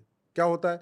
कोर्ट से कुछ मिलता नहीं है, थाने में FIR होता नहीं है, जिसने कब्जा वब्जा किया, जिसने दबंगई किया उसको कुछ होता नहीं है, मामला कोर्ट में चलता है। और कोर्ट में प्रोसीजर क्या है? सबसे पहले चकबंदी अधिकारी, सबसे पहले तो तहसीलदार के यहाँ मैटर जाएगा, फिर SDM के यहाँ जाएगा, फिर ADM के यहाँ जाएगा, फिर DM के यहाँ जाएगा, फिर वो कमिश्नर के यहाँ जाएगा, फिर वो हाई कोर्ट जाएगा, फिर वो सुप्रीम कोर्ट जाएगा, राइट। अगर वो दूसरे टाइप का है तो सबसे पहले वो चकबंदी अधिकारी के यहाँ जाएगा, फिर SOC के यहाँ जाएगा, फिर DDC के यहाँ जाएगा। ये अपील मैं बता रहा हूँ, उसका लेयर कैसे बढ़ेगा। चकबंदी अधिकारी, फिर SOC, फिर DDC, फिर चकबंदी कमिश्नर, फिर हाई कोर्ट, फिर सुप्रीम कोर्ट। अब इसमें क्या होता है, जो दबंग होता है उसको तो कोई फर्क नहीं पड़ता, भाई उसने 20 जगह कब्जा कर रखा है तो कोई बात नहीं, मुकदमा चल रहा है। लेकिन जिसके पास 5 ही जब बीघे जमीन थी और 5 बीघे में से 4 बीघे पे कब्जा हो गया या 3 बीघे पे कब्जा हो गया, उसके लिए तो जीना मरना, उसके लिए तो जीना मुश्किल हो गया। अब वो क्या करेगा? गरीब आदमी एक दिन अपने दोनों तीनों लड़कों को इकट्ठा करेगा, देख बेटा आपकी बात ट्रैक्टर चलेगा, अब इसको छोड़ेंगे नहीं, आपकी बात ट्रैक्टर नहीं चलने देंगे, सामने वाला ट्रैक्टर चला रहा है। अब वो बेटे दोनों तीनों आए, लाठी ले खड़े हो गए, जैसे वो ट्रैक्टर का ड्राइवर आया उसको 2-4 डंडे पीट दिए। घायल कौन हुआ? ट्रैक्टर का ड्राइवर, वो नहीं जिसने जमीन कब्जा किया। मारा किसने? वो गरीब जिसकी पहले ही 5 एकड़ जमीन में से 4 एकड़ पे दबंग कब्जा कर रखा था। अभी वो केवल सिविल केस लड़ रहा था, अब उसके ऊपर क्रिमिनल केस हो गया, उसी के ऊपर हो गया। अब उसी के ऊपर हुआ। अब जेल कौन गया? वही गरीब। अब जब 3 कमाने वाले थे जो उस 5 बीघे जमीन से कैसे करके अपना परिवार चला रहे थे, वो जेल चले गए, उनके ऊपर 3 और केस लद गया। अब उनकी जमानत कराने के लिए वो जो बहन बेटियां बैठी हैं वो अपना जेवर बेचेंगी, अपना शादी का मंगलसूत्र बेचेंगी, और उसको बेच के तब अपने पतियों की जमानत कराएंगी। और तब भी वहां जमानत क्यों नहीं मिलेगा? क्योंकि सामने वाला दबंग है, वो तारीख पे तारीख लेगा, लंबी लंबी तारीखें लेता रहेगा, पैसा खिलाता रहेगा, उधर पेशकार को, उधर रजिस्ट्रार को, उधर खिला के लंबी लंबी डे। इस देश का जो जुडिशियल सिस्टम है, इससे अपराध बढ़ रहा है, अपराध घट नहीं रहा है। ये पूरी तरीके से फेल हो चुका है क्राइम को कंट्रोल करने में। ये भारत का जो जुडिशियल सिस्टम है, ये अपराधियों के पक्ष में है, माफियाओं के पक्ष में है, घूसखोरों के पक्ष में है, आतंकवादियों के पक्ष में है। कैसे? तो सर ये जो सिविल वर्सेस क्रिमिनल है, इसका सोल्यूशन क्या है? सोल्यूशन ये है कि एक प्रॉपर्टी चार्टर बनाया जाए, लैंड चार्टर बनाया जाए, प्रॉपर्टी को आधार से लिंक कर दिया जाए, और जमीन पे कब्जा करने को सीरियस क्राइम डिक्लेयर कर दिया जाए। इससे केवल जमीन का विवाद ही नहीं कम होगा, ये जो सर फूट रहा है, हाथ पैर टूट रहे हैं, वही नहीं रुकेगा। साल में जो 2 लाख लोगों की अकाल मौत हो रही है लैंड डिस्प्यूट में, वही नहीं रुकेगा, बल्कि पब्लिक लैंड के ऊपर इंक्रोचमेंट बंद हो जाएगा। अभी किसी भी जमीन पे इंक्रोचमेंट कर लो, कोई अपराध ही नहीं है, वो तो सिविल डिस्प्यूट है। मतलब हल्द्वानी में आपको याद होगा मामला, वो सुप्रीम कोर्ट तक आया था। हल्द्वानी में घुसपैठियों ने रेलवे की जमीन कब्जा कर लिया, कब्जा करके वहां झुग्गी बना लिए, और रेलवे पिछले 20 साल से लड़ रहा है, और अभी तक वो झुग्गी खाली नहीं हो पाई है। कितने लोग होंगे वहां पे? कुछ लोग कहते हैं 1200 परिवार थे, कुछ कहते हैं 1500 परिवार थे, कुछ कहते हैं 900 परिवार थे, जितने भी थे, लेकिन वो कब्जा करके बैठे हुए। और वो फिर मामला सुप्रीम कोर्ट आया तो फिर ह्यूमन राइट की बात हो गई, तो मानवाधिकार की बात हो जाएगी। मानवाधिकार भारत में क्या होता है, भारत वालों को मानवाधिकार कम है, पाकिस्तानी, अफगानिस्तानी, रोहिंग्या, बांग्लादेशी घुसपैठियों का, कुकी का ज्यादा यहाँ मानवाधिकार की चिंता ये रहती है। ओपन एंड शट केस की कैटेगरी में नहीं आता कि भाई आप देख रहे हो, इसका सबसे सिंपल है कि आप सैटेलाइट फुटेज, गूगल इमेजेस निकाल लोगे तो आपको पता चल जाएगा कि कैसे कैसे वहां पे डेवलपमेंट हो रही थी, कैसे कैसे बढ़ा। नहीं नहीं, इसका मैं उल्टा कहता हूँ, हाँ, सरकार ये क्यों सिद्ध करे कि ये जमीन अवैध कब्जा की गई है? तुम करो। तुम सिद्ध करो ये जमीन तुम्हारे बाप दादा की है, तुम्हारे मौसा की है, तुम्हारे मामा की है, तुम्हारे चाचा तुम्हें नहीं, पर देगा। मेरा आर्गुमेंट है कि मैं अब 15 साल से रह रहा हूं, तो अब आप निकालोगे तो मैं कहाँ जाऊंगा? नहीं, सवाल ये है कि तुम 15 साल पहले कहाँ रह रहे थे, वहां जाओ जहां से आए थे। भाई 15 साल से अगर यहाँ रह रहे हो तो हाँ। 15 साल पहले भी तो कहीं रहते होगे। अरे तुम नहीं रहते हो, तुम्हारे दादा बाबा रहते होंगे, तो जहां दादा बाबा की जमीन थी वहां जाओ। And that's why CA. Yes, that's why CA की भी जरूरत है, और साथ ही साथ लैंड इंक्रोचमेंट को सीरियस क्राइम डिक्लेयर करने की जरूरत है कि किसी ने करवाया या किया, दोनों। दिल्ली की यमुना पहले 1 किलोमीटर चौड़ी हुआ करती थी, अभी 400 मीटर चौड़ी बची है। आप चले जाओ, मजनू का टीला से शुरू करो और किनारे किनारे आप आओ, इधर सीमापुरी वाले बॉर्डर से होते होते और ओखला तक जाके देखो जरा, यमुना कैसे एकदम सिकुड़ गई है, दोनों तरफ मकान बन चुके। आप भारत में किसी भी नदी किनारे चले जाओ, देखो कैसे इंक्रोचमेंट हो रहा है। आप हिंडन नदी एक गाजियाबाद से निकलती है, आप उसको देख लीजिए, कैसे वो पहले कम से कम 700-800 मीटर चौड़ी हुआ करती थी, अभी वो 200 मीटर चौड़ी हो तो गई। इस पे केस चल रहा है कुछ? नहीं चलेगा कहाँ से, जब जमीन पे कब्जा करना कोई सीरियस क्राइम ही नहीं है। तो क्या ही होगा? और केस भी चलता है तो क्या होता है, केस कौन चलाएगा? लेखपाल पटवारी। वो जाता है, नोटिस देता है, नोटिस के बदले उसकी बढ़िया खातिरदारी हो जाती है, तो वो नोटिस ठंडे बनते हो गई। देखिए, ये कहते नहीं आपदा में अवसर। तो जो सरकारी कर्मचारी हैं, लेखपाल, पटवारी, तहसीलदार, ये कमाते कैसे हैं? ऐसे तो कमाते हैं कि आप गलत काम करो, उसके बाद हम आएंगे, हम तुम्हें नोटिस देंगे, नोटिस के बदले तुम हमें माला माल करो। नोटिस में से स हटा दो, नोट दो। नोट दो, हाँ नोट दो। अच्छा, नेता इसलिए नहीं बोलते कि नेता के वोट और नोट के लिए बात करते हैं। ठीक है। अब वहां से नेताओं को भी थोड़ा नोट मिल जाता है। तो ये सबका साथ सबका विकास ये है। और वहीं से नेताओं को वोट भी मिल गए। भाई जितनी अवैध कॉलोनियां होती हैं, सारे नेता उसको बसाने की बात करते हैं। कभी आपने सुना? हाँ जी, हाँ जी, हाँ जी। योजना आती, जहां झुग्गी वहीं मकान, राइट? जहां झुग्गी वहीं मकान योजना लाके हम एक तरीके से लैंड इंक्रोचमेंट को बढ़ावा दे रहे हैं। यार तुम एक काम करो, अवैध कब्जा करते जाओ, हम स्कीम लाएंगे चुनाव के पहले और हम तुम्हें झुग्गी के बदले मकान दे देंगे। ठीक है, ये जो योजना आई है, और किसके पैसे से मकान देंगे? ये बेचारे टैक्स पेयर दे दे के परेशान है। Income tax, toll tax, road tax, VAT, TDS, GST दे दे के मरा जा रहा है, और इधर अपनी मौज हो रही है। क्यों? क्योंकि अवैध जो कॉलोनी होती है, वहां से वैध कॉलोनी से केवल वोट मिलती है, अवैध कॉलोनी से वोट और नोट दोनों मिलती है। वहां से बढ़िया इकट्ठा करके माल भी आ जाता है, और वहां के लोग कहते हैं साहब हमारा घर बचा दो, टूटने ना पाए, तुम्हें नोट भी देंगे। तो नोट और वोट दोनों आते हैं। सर, कॉर्पोरेट्स पे एक बार वापस आते हैं। अगर आप, जैसे ही कोई खबर आती है कि यहाँ पर ऐसे कोई एक्टिविटी हो रही है जहाँ लव जिहाद या कन्वर्जन का कोई 2-4 लोग उसमें आ रहे हैं, या फिर इनका एक रूल आया था पहले जिसमें इन्होंने टीका, तिलक, रक्षा ये बैन किया था, सडनली जैसे ही आप उनको कॉर्पोरेट जिहाद बोल देते हो ना, तो उनको ये लगता है कि भैया इंडिया में बिजनेस करना बहुत रिस्की है, क्योंकि यहाँ पे कोई भी कंट्रोवर्सी निकाल के हमको हमारा स्टोर तोड़ देगा, ऑफिस तोड़ देगा, बंद करा देगा, तो हम यहाँ बिजनेस करना सही नहीं है। ये एक नैरेटिव जाता है, आपको नहीं लगता? देखिए, ये भी ना वही केस टू केस हो गया। हाँ, ये नहीं होना चाहिए। लेंस कार्ड को ही ले लीजिए आप। कारपोरेट की इमेज नहीं खराब करना चाहिए, क्योंकि अगर इसको हम कहेंगे ये तो पूरा कारपोरेट जिहाद है, तो ऐसे लगेगा ये तो हाँ, पूरा नहीं, सही नहीं है ना, अनरीजनेबल है। अनरीजनेबल जो थोड़ा ज्यादा हो जाएगा। हाँ, लेकिन फैक्ट्स के बेसिस पे जहां जहां हो रहा है, इसका सबसे अच्छा तरीका है कि वास्तव में वो कारपोरेट जिहाद है या इंडिविजुअल लव जिहाद है, वास्तव में वो केवल इंडिविजुअल कन्वर्जन है या मास कन्वर्जन है या कन्वर्जन सपोर्टेड बाय कारपोरेट है, ये कैसे पता चले? हम आप तो नहीं पता कर सकते। इसका तरीका है narco polygraph brain mapping test. इस देश में दुर्भाग्यवश सब या तो लोग इधर की बात कर रहे हैं या उधर की बात कर रहे हैं, लेकिन सोल्यूशन की बात नहीं हो रही है। सोल्यूशन ये है कि नासिक केस में या लेंस कार्ट में मामले में 2-4 एम्प्लॉइज को आप पकड़ो। नासिक में आप जितने एम्प्लॉय अभी तक पकड़े गए, उनका पकड़ के narco polygraph brain mapping test पूछ लो। भाई तेरे को फंडिंग कैसे आई, तुझे मोटिवेट किसने किया, तू किसके किसके कांटेक्ट में है, उनकी कॉल डिटेल देख लो, पिछले 4-5 साल की देख लो, किससे किससे कांटेक्ट में है। वैसे कुछ देखने जो होती, उनसे सारे 20-25 सवालों की लिस्ट आप तैयार कर लो और उनसे सवाल पूछते जाओ। लाई डिटेक्टर में बता देंगे, पॉलीग्राफ में बता देंगे। अगर उतने में कुछ और भी बच रहा हो तो एक इंजेक्शन देके नार्को और कर लो, 1 दिन के अंदर पूरा जांच हो जाएगी। तो नार्को टेस्ट और ये पॉलीग्राफी टेस्ट है, ये आप कह रहे हैं कि इंडियन लॉ में इसका प्रोविजन नहीं है? अभी तक नहीं किया गया। कभी तक किसी केस में नहीं हुआ? कसाब वाले केस में हुआ था, तेलगी वाले में भी हुआ था? तेलगी वाले में हुआ था, कि उनके वीडियोस अभी भी सोशल मीडिया पे हैं सोशल कि मीडिया वो पे, हाँ, लेटे हुए हैं और वो नशे में कुछ बड़बड़ा है। बड़बड़ा रहे हैं। तो वो कोर्ट में एडमिसिबल है? अभी उस केस में एडमिशन हुआ था, ओके। उस केस में हुआ था, लेकिन एक इसके लिए इन जनरल लॉ नहीं हमने बनाया। हमें फिर जरूरत तो है, जल्दी सॉल्व हो जाएगा सर। हाँ, मतलब पुलिस का काम आसान हो जाएगा। और पुलिस जो पैसा लेती है, अल्टीमेटली पुलिस सही काम के लिए तो पैसा नहीं लेती ना, पुलिस गलत काम के लिए पैसा लेती है।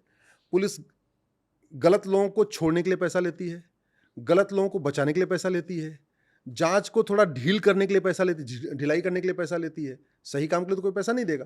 तो पुलिस क्या लेती है? हर गलत काम के लिए पैसा लेती है। और क्या होता है, जांच ऐसे दाएं बाएं घुमा देगी पैसा लेके, और बाद में जब कोर्ट में मैटर चलेगा कहीं सबूत के अभाव में छूट गए। ये जो सुनते हैं ना आप, सबूत के अभाव में छूटना, जी जी। इस सबूत के अभाव में छूटने का मतलब बीच में कुछ हुआ है, झोलझाल हुआ है, इधर कोई थानेदार से या जो आईओ से था उधर उसने ऐसा कुछ काम किया, या तो इनकॉम्पिटेंट है, उसको पता ही नहीं है जांच कैसे करनी है।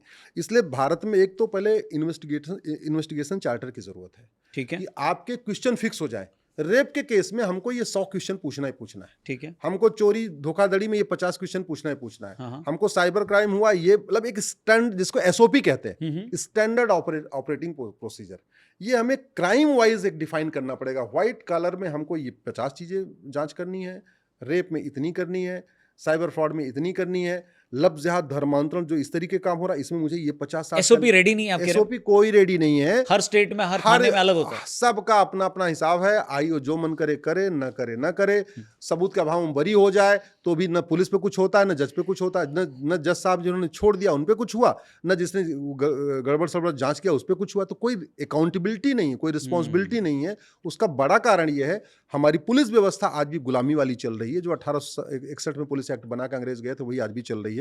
हम चंद्रमा पे चले गए, सूर्ययान, मंगलयान, आदित्ययान सब बना लिया, लेकिन आज तक हमने एक यूनिफॉर्म पुलिस कोड और ये पुलिस चार्टर लागू नहीं किया। हमने जो है हाईवे, एक्सप्रेसवे सब कुछ बना लिया, लेकिन एक यूनिफॉर्म जुडिशियल कोड और जुडिशियल चार्टर लागू नहीं किया। कौन रोक रहा है? भगवान जाने कौन रोक रहा है, क्यों नहीं बनाना चाह रहे हैं। क्योंकि ये सब होगा तो करप्शन रुकेगा, क्राइम रुकेगा। तो मुझे लगता है करप्शन और क्राइम एक अच्छा अपने आप में बिजनेस मॉडल है। जितना ज़्यादा करप्शन होता है, जितना क्राइम होता है, उसमें बहुत लोगों को फायदा होता है। भाई जितना ज़्यादा रोड एक्सीडेंट होगा उतना हॉस्पिटल को फायदा होगा, लोग टांग तोड़ तोड़ के जाएंगे, हॉस्पिटल जाएंगे। जितना ज़्यादा रोड एक्सीडेंट होगा उतना ये जो कंपनियां हैं जो देती हैं, क्या कहते हैं वो, इंश्योरेंस, उनको फायदा होगा। ठीक है, उतना ज़्यादा लोग लेंगे। जितना ज़्यादा रोड एक्सीडेंट होगा उतना ज़्यादा जो है, ऐसे कई लोग हैं जिनको फायदा मिलता है। जैसे वॉर एक बड़ा बिजनेस है, वॉर एक बड़ा बिजनेस है, ऐसे क्राइम भी एक बड़ा बिजनेस है, कन्वर्जन भी बड़ा बिजनेस है, लफ्ज़ जिहाद भी अपने आप में बड़ा बिजनेस है, घुसपैठ अपने आप में बड़ा बिजनेस है। ये सारे एक बिजनेस के मॉडल हैं। तो सब कुछ बात आके पैसे और पावर पे ही आ रही है। अल्टीमेटली वोट और नोट, अल्टीमेटली वोट और नोट। कुछ लोग नोट के लिए काम कर रहे हैं, कुछ लोग वोट और नोट दोनों के लिए काम कर रहे हैं। तो आप कह रहे हैं अगर नार्को और पॉलीग्राफी टेस्ट अलाउ कर दे सरकार, लॉ, कानून अगर इसको अलाउ कर दे, तो आप कह रहे हैं फटाफट से आदमी का क्राइम एस्टैब्लिश हो जाएगा, उसको सजा मिलेगी, काम खत्म। यस। लेकिन ये करने से धंधा कम हो रहा है ना, पैसे कम हो रहे हैं। हाँ, अब इसीलिए ये आ नहीं रहा है। इसीलिए हमारे आप जो डिस्कस कर रहे हैं, हाँ। इसलिए इस वीडियो को कम से कम 5 करोड़ लोगों तक पहुंचना चाहिए, 10 करोड़ लोगों तक पहुंचना चाहिए, प्लीज। तभी तो बात बनेगी। अल्टीमेटली इस देश की, मैं तो आम व्यक्ति से कहता हूं, जो ओट जीवी नोट जीवी दल गुलाम है उनसे वो छोड़िए, वो तो अपने अपने एजेंडे पर रहेंगे, टैक्स पेयर से। हाँ, हम तो कहते हैं कि भैया तुम इस बात को समझो कि भारत की कोई समस्या लाइलाज नहीं है, भारत की कोई समस्या विश्वव्यापी नहीं है। जो समस्या भारत में है उसमें से बहुत सारी समस्याएं चीन, जापान, सिंगापुर में है, नहीं है। जो समस्या भारत में है उसमें बहुत सारी समस्या Arab, Dubai, Kuwait, Abu Dhabi, Bahrain में नहीं है।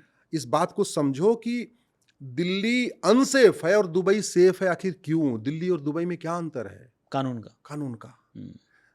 दिल्ली और बीजिंग में क्या अंतर है? दिल्ली और टोक्यो में क्या अंतर है? दिल्ली और वाशिंगटन में क्या अंतर है? दिल्ली और सिंगापुर में क्या अंतर है? भारत और सिंगापुर में क्या अंतर है? नियम कानून का अंतर है।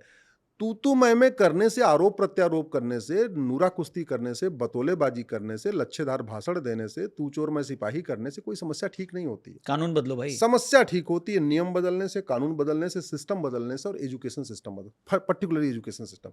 शिक्षा में संस्कार हो, सिविक सेंस डेवलप होगा, कानून का खौफ होगा, लोग ला ब्रेक नहीं करेंगे। तो कठोर अच्छी शिक्षा हो और कानून कठोर हो, सजा। इसके लिए चल रही है सर बात कि नार्को पॉलीग्राफी टेस्ट को मैंडेटरी किया जाए, क्राइम से जोड़ के इसको फटाफट से सॉल्व किया जाए। केस चल रहा है, मैंने पिटीशन भी फाइल किया हुआ है, मैं जगह जगह जहाँ लोगों को बोल रहा हूँ। भारत में साल में मैं लगभग 125 जिलों में जाता हूँ, पिछले 5 साल में मैं 500 जिलों में घूम के आया हूँ। तो वहाँ पे लोगों को मैं रिक्वेस्ट कर रहा हूँ, आपने विषय उठाया, अब आपके सामने अपनी बात कह रहा हूँ, आपका वीडियो जितने लोग देखेंगे वो उसको और थोड़ा स्प्रेड करेंगे, ये बात फैलेगी। लेकिन ये कानून लाना जरूरी है। अगर हमसे अगर पूछा जाता तो मैं तो इसको बहुत पहले ला चुका होता, अगर मेरे हाथ में पर इतनी सर शक्ति प्रॉब्लम इसमें है ना, इसमें बहुत लोगों की चोरी पकड़ी जाएगी। तो वो तो जरूरी है, वो तो जरूरी पकड़ना। अगर आप किसी देखिए, अगर 10 एक मुर्गा मारने से 10 बाज अगर आपको पकड़ में आ जाए तो एक मुर्गा मार देना चाहिए। अच्छा, आपको अगर मछली पकड़नी है तो केचुआ को तो देना ही पड़ता है ना, बलि देनी पड़ेगी। बलि देनी पड़ेगी ना। हाँ। तो फिर ये तो कुछ करना ही पड़ेगा। अगर आप वास्तव में भारत को चीन, जापान, सिंगापुर बनाना चाहते हैं, जी। भारत को आप अमेरिका, रूस, न्यूजीलैंड जैसा बनाना चाहते हैं, तो आपको सिस्टम बदलना पड़ेगा। हमारे सबसे बड़ा खतरा है वो करप्शन है और पॉपुलेशन। दुर्भाग्यवश इन दोनों पे काम नहीं हो रहा है। और धीरे धीरे भारत का हर तरीके का जो भौतिक विकास हो रहा है वो हमें दिख रहा है, लेकिन जो यहाँ का आध्यात्मिक विनाश, नैतिक विनाश, चारित्रिक विनाश, ये जो विनाश हो रहा है, भौगोलिक विनाश, संसाधनों का विनाश, सब कुछ खाली होता जा रहा है। और इसका रूट काज है करप्शन और पॉपुलेशन एक्सप्लोजन। अगर हमने करप्शन, पॉपुलेशन एक्सप्लोजन नहीं रोका तो ये हमारे लिए बहुत बड़ा 25 साल के बाद खतरा आएगा। मैं कई बार पहले भी कह चुका हूं कि आज के नेता 25 साल के बाद नहीं रहेंगे, आपके नेक्स्ट जनरेशन को बचाने नहीं आएंगे। सही बात। लेकिन आज का नियम कानून अच्छा हो गया तो 25 साल छोड़िए, अगले आगे जनरेशंस को बचाएगा, आपकी 25 पीढ़ियां आपकी सुरक्षित रहेंगी। पॉइंट है सर। इसलिए उसको ठीक करना चाहिए। नार्को पॉलीग्राफी टेस्ट पे वापस आते हैं। आरुषि के केस में इसे यूज किया गया था, फिल्म में हमने देखा था जी। तो वो कोर्ट में यूज किया गया, वो यूज किया गया, लेकिन उसको सब्सटेंशियल जो जजमेंट ऑर्डर आया कोर्ट का वो उसके बेस पे नहीं आया। क्यों? क्योंकि हमारे पास कानून नहीं है। देखिए दिक्कत कैसे हो रही है, संविधान उसको चैलेंज कर लिया गया क्या? हाँ, संविधान किससे, एक कॉन्स्टिट्यूशन में एक प्रोविजन है आर्टिकल 20 में सब क्लॉज 3 में एक प्रोविजन दिया गया कि आप किसी को जबरदस्ती उसके खिलाफ गवाही देने के लिए मजबूर नहीं करेंगे। ये प्रावधान डाला गया। क्यों डाला गया? संविधान कब बना? 1947-1950। ना उस समय नार्को नाम का कोई चीज ही नहीं था, ना पॉलीग्राफ नाम की चिड़िया थी, ना आपका ब्रेन मैपिंग नाम की चिड़िया थी, कुछ था ही नहीं उस समय। ठीक है। तो इसलिए संविधान निर्माताओं ने आने वाले टाइम में ये टेक्नोलॉजी आई तो कभी सोचा नहीं कि हाँ यार बैठे लोग ऐसे ही सच बाहर से निकलवा लेंगे, ऐसा था नहीं। तो पहले सच उगलवाने के लिए क्या होता था, थाने में लाते थे, रात को उल्टा टांगते थे, ठीक है, पैर ऊपर सर नीचे शीर्षासन करवाते थे, कई बार थोड़ा पेट्रोल को यूज करते थे, कई बार थोड़ा मिर्ची का धुआं भी यूज करते थे, ये सारा किया करते थे और करके उससे फिर सच उगलवाया जाता था। संविधान निर्माताओं ने उसको रोकने के लिए ये व्यवस्था किया कि यार किसी को टॉर्चर करके नहीं किया जाएगा, किसी को जबरदस्ती अपने खिलाफ गवाही देने के लिए मजबूर नहीं किया जाएगा। क्योंकि अल्टीमेटली संविधान निर्माताओं के पास 2026 का अनुभव तो नहीं था ना, उनके पास अनुभव था 1950 से पहले वाला, अंग्रेजों वाला। ठीक है, संविधान निर्माताओं के पास मुगलों की बात उन्होंने पढ़ी थी, लेकिन अंग्रेजों का काल तो उन्होंने देखा था, अपने सामने देखा। आज की डेट में हम जो देख रहे हैं वो हम अपनी आंख से देख रहे हैं, कान से सुन रहे हैं, हमारे पास ज्यादा उसका अच्छा अनुभव है। ठीक है, 100 साल के बाद क्या होना है, 50 साल, हम नहीं जानते। टोटल कितने केसेस पेंडिंग है अभी भारत में, अलग अलग अदालतों? भारत में 5 करोड़ केसेस पेंडिंग हैं। 5 करोड़ केस के कारण 5 करोड़ परिवार टेंशन में है।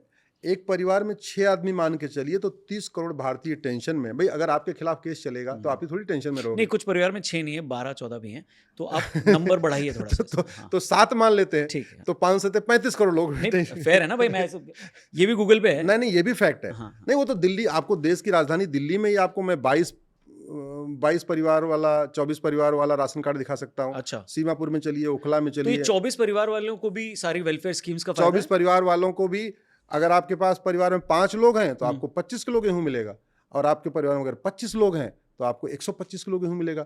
मतलब छोटा परिवार है तो आप थैला लेके जाइए, और बड़ा परिवार है तो आप बड़ा बोरा लेके जाइए, और बोरा भर के ले आइए।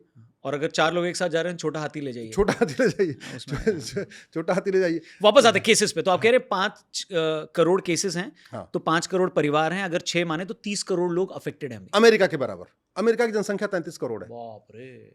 मतलब आप ऐसे समझिए कि रूस की जनसंख्या 15 करोड़ है और भारत में 30 करोड़ लोग मुकदमों का टेंशन में है।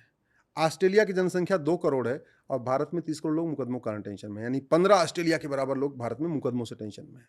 कनाडा की जनसंख्या 4 करोड़ है, भारत में 30 करोड़ लोग मुकदमों के कारण टेंशन में, लगभग 7 कनाडा। ब्राजील की जनसंख्या 22 करोड़ है, यहाँ 30 करोड़ लोग मुकदमों के कारण टेंशन में। तो जब इतने केसेस और ये पेंडिंग हो है, क्यों रहा है? हाँ, अब क्यों हो रहा है, इसमें मेरी अलग अलग मेरी 2-3 PIL है।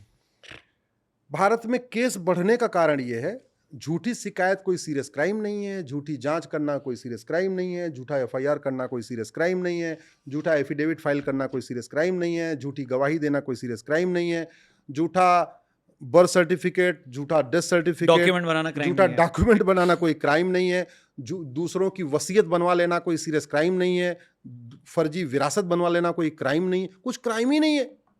मतलब मैं कई बार सोचता हूं, हमारे संविधान निर्माताओं ने 1947, 48, 49, 50 में, जबकि कोई व्यवस्था नहीं थी, फिजिकल कॉपी मंगाई गई 10 देशों के संविधान की, फिर उसको पढ़ा, पढ़ने के बाद बेस्ट प्रैक्टिसेस अडॉप्ट किया। आज की डेट में जहां सब कुछ सारे दुनिया का संविधान गूगल पे पड़ा हुआ है, क्लिक करते PDF बाहर आ जाती तो है, उसको इम्प्लीमेंट करो। उसको नहीं इंप्लीमेंट करते। ऐसे लगता है कि वो कमरे में बैठ के कॉफी पीते पीते, जो पुराना वाला कानून होता था, नई बोतल में पुरानी शराब, जैसे कहावत है, वो नई बोतल पुरानी शराब कर देंगे, धारा इधर से उधर कर देंगे, थोड़ा पेनाल्टी आगे पीछे कर देंगे, जहां पेनाल्टी 500 उसको 5000 कर देंगे, जहां पेनाल्टी 1000 उसको 10,000 कर देंगे, और रीफ्रेजिंग करके उसको लेकर सौंप देते हैं। क्यों? क्योंकि घटिया कानून एक बहुत बड़ा प्रॉफिटेबल एक एरिया है। कानून जितना घटिया होगा, अपराध उतना बढ़ेगा। कानून जितना घटिया होगा, उतना करप्शन होगा, और करप्शन और क्राइम के अल्टीमेट बेनिफिशियरी कौन है? आप खुद समझ सकते हैं, नेता नौकरशाह है। जितनी अराजकता फैलेगी, जितना क्राइम होगा, उतने तो लोग नेताओं के पास जाएंगे, भैया देखो हमको न्याय नहीं मिल रहा, हमारा FIR नहीं दर्ज हो रहा, हमारी ये हो गया, हमारा वो हो गया। बोले अच्छा ठीक है, माला पहनाओ, तुम्हारा हम काम कर रहे हैं। ये अपने आप में इज्जत लेने का, सम्मान लेने का बढ़िया तरीका है। जितना घटिया काम होगा, तो पुलिस के पास ये अपॉर्चुनिटी रहेगी, ये वाला धारा लगा दे, ये वाला धारा लगा दे, ये वाले धारे में 10 लाख रुपए रेट, ये वाला धारा में 5 लाख रेट, और अगर एक भी पैसा नहीं दिया फिर तीसरी वाली ये धारा लगा दूंगा। अभी एक पकड़ा गया इंस्पेक्टर गुजरात में, उसने बोला कि भाई देखो, लफ्ज़ जिहाद तुम्हारे ऊपर बन रहा है, 2 लाख रुपए दे दोगे तो लफ्ज़ जिहाद वाली धारा नहीं लगाएंगे। तो ये जो ये मिला, वो चूंकि कानून क्रिस्टल क्लियर नहीं है, तो पुलिस भी उसका मैनिपुलेशन कर रही है, ठीक है, जांच करने वाले उसका मैनिपुलेशन कर रहे हैं, जजेस भी उसका मैनिपुलेशन कर रहे हैं। इसलिए एक ही अपराध में डिस्ट्रिक्ट कोर्ट फांसी देती है, हाई कोर्ट आजीवन कारावास देती है, और कई बार तो सुप्रीम कोर्ट में वो बरी भी हो जाता है। एक ही अपराध में गाजियाबाद की कोर्ट अलग सजा देती है, दिल्ली की कोर्ट अलग सजा देती है, और गुड़गांव कोर्ट अलग सजा देती है। एक ही अपराध, कानून एक है, व्याख्या करने वाले अलग अलग हैं। उसका बड़ा कारण है, एक तो हमने जजेस के लिए ऑल इंडिया लेवल पे कोई एग्जाम शुरू नहीं किया, जैसे IAS का एग्जाम होता है। हमने इंजीनियर बनाने के लिए JEE शुरू कर दिया, JEE एग्जाम होता है। डॉक्टर बनाने के लिए हमने नीट शुरू कर दिया, सेना के लिए हमने NDA शुरू कर दिया, लॉ के लिए हमने क्लैट शुरू कर दिया, ऑल इंडिया लेवल पे बैंक का एग्जाम हो रहा है, ऑल इंडिया लेवल पे रेलवे का एग्जाम हो रहा है, UPSC सब कुछ हो रहा है। लेकिन जजेस के लिए हमने आज भी ऑल इंडिया लेवल पे किया, तो बहुत सारे इनकम्पिटेंट लोग, उसमें रिजर्वेशन एक बहुत बड़ा कारण है। इनकम्पिटेंट लोग आके जुडिशरी में बैठ जाते हैं, उनको कुछ नहीं पता होता, उनको वकील जिधर घुमाते हैं उधर ही घूम जाते हैं, और कई बार वकील घुमा लेते हैं, और कई बार नीचे से जेब घूम जाती है, तो दोनों से वो घूम जाते हैं। फर्जी केसेस, झूठी शिकायतें, इसमें दहेज वाला भी है, इसमें SC/ST एक्ट भी है, इसमें और कौन कौन से हैं सर? फर्जी में कौन से आते हैं? फर्जी केस के कारण, फर्जी केस और तारीख पे तारीख से परेशान होकर साल में 2 लाख लोगों की अकाल मौत हो रही है। लोग 2 लाख यानी 15 से 20 हजार लोग हर महीने आत्महत्या कर रहे हैं। अतुल सुभाष का केस तो बहुत हाईलाइट हो गया, इसलिए लोगों को पता चल गया। विष्णु तिवारी 20 साल तक जेल में रहा, बेचारा बाहर आया तो उसके माता पिता मर चुके थे, जमीन उसकी खत्म हो चुकी थी, कोई था ही नहीं, शादी वादी हुई नहीं है, अब वो ऐसे घूम रहा है, कुछ दिन के बाद मर जाएगा, लोग भूल जाएंगे। नंबी नारायण एक वैज्ञानिक, उनके ऊपर फर्जी केस कर दिया गया, और अगर वो फर्जी केस नहीं होता तो हमारे पास क्रायोजेनिक इंजन बहुत पहले होता। कितना हम पीछे चले गए टेक्नोलॉजी के मामले में। जिन्होंने नंबी नारायण को फर्जी केस में फंसाया, एक वैज्ञानिक को, ना उसकी प्रॉपर्टी जब्त हुई, ना उसको 10-20 साल सजा हुई, कुछ हुआ ही नहीं। ऐसे ही फर्जी इन्होंने तो कोर्ट का भी टाइम वेस्ट किया ना, इतने रिसोर्सेज खराब किए। फर्जी SC/ST केस का कैसे दुरुपयोग हो रहा है? मकान मालिक बोल रहा है 1 साल हो गया जी, किराया बढ़ा दो, फर्जी SC/ST केस। बोले जी अब घर खाली करो, फर्जी बलात्कार के केस। उत्तर प्रदेश के फतेहपुर में श्रीवास्तव परिवार था, पैसे का कुछ चल रहा था, और उसके ऊपर फर्जी SC/ST केस लगा दिया। श्रीवास्तव परिवार के 3 लोगों ने आत्महत्या कर लिया। हरियाणा के रेवाड़ी में यादव परिवार, जमीन का मामला चल रहा था, फर्जी SC/ST केस लगा दिया और आत्महत्या कर लिया। और अभी तो एक लेटेस्ट आपको बता रहा हूँ जी, इस 3 दिन पुरानी घटना, उत्तर प्रदेश के इटावा में एक पत्रकार ने कुछ सवाल पूछा नेताजी से, सांसद जी से। उनको नहीं अच्छा लगा कि सवाल क्यों पूछ रहा है। उन्होंने SC/ST का, वो SC/ST समुदाय के थे, उन्होंने पत्रकार के खिलाफ ही, वो असित यादव नाम है उस पत्रकार का, उसके खिलाफ SC/ST का मुकदमा करा दिया। सांसद ने एक पत्रकार खिलाफ सवाल पूछने पे मुकदमा करा दिया। ये चल रहा है भारत में। तो भारत में फर्जी दहेज का तो और भी बुरा हाल है।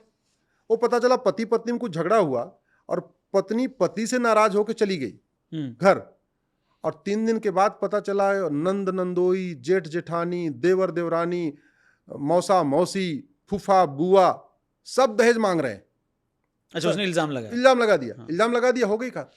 तो उस केस में अभी भी है, उठा लेते हैं सीधा ससुराल वालों को? एकदम उठा ले रहे हैं। और सुप्रीम कोर्ट ने 1-2 बार इंटरवीन करने की कोशिश किया तो सरकारों ने सुप्रीम कोर्ट के फैसले को पलट दिया।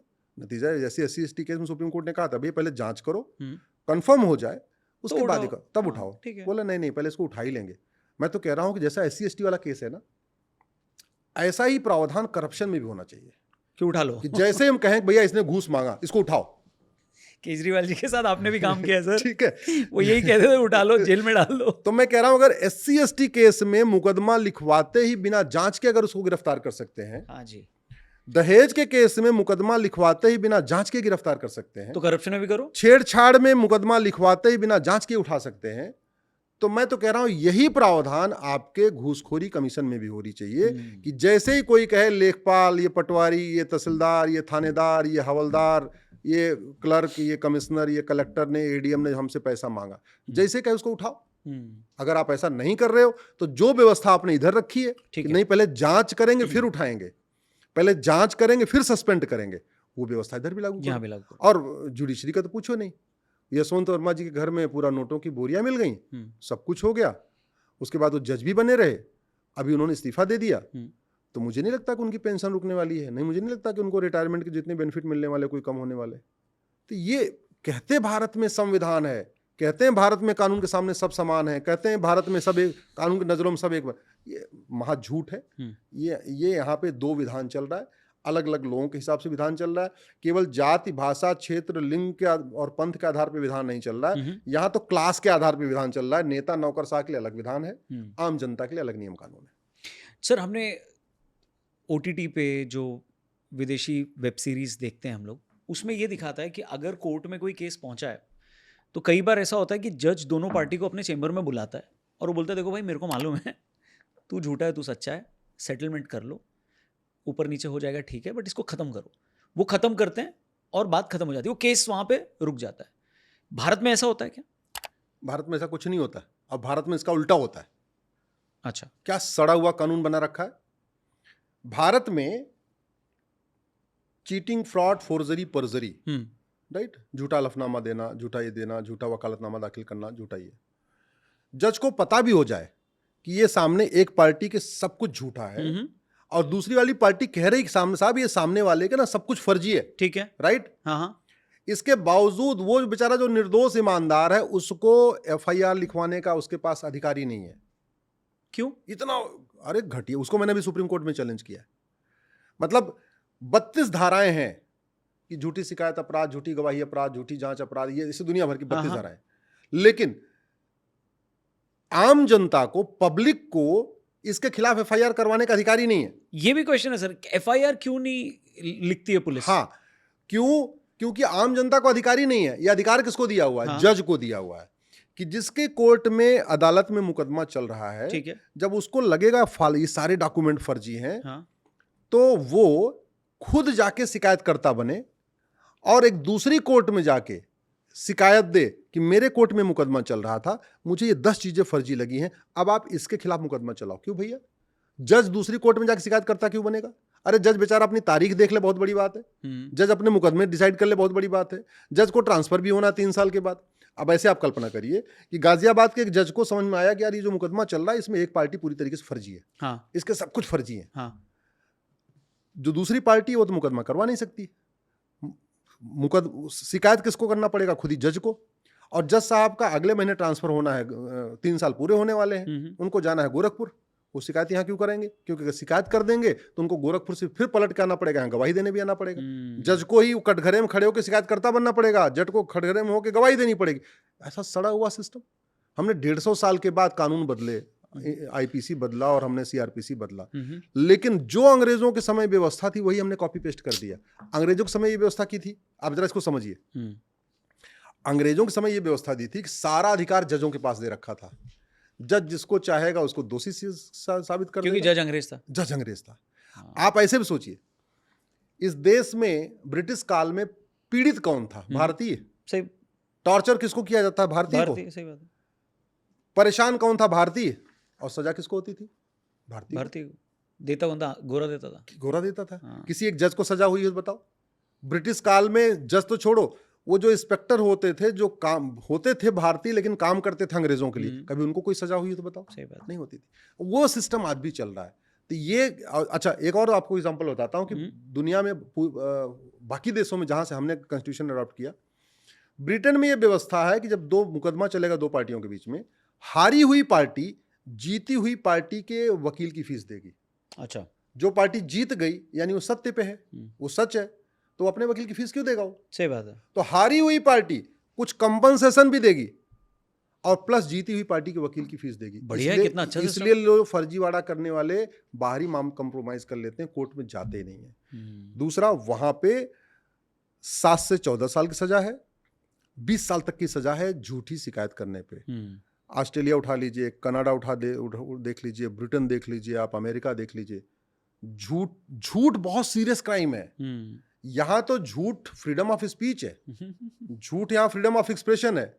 झूठे वादे कर लो, झूठी बातें कर लो, झूठा मैनिफेस्टो बना दो और फिर झूठा आधार बना लो।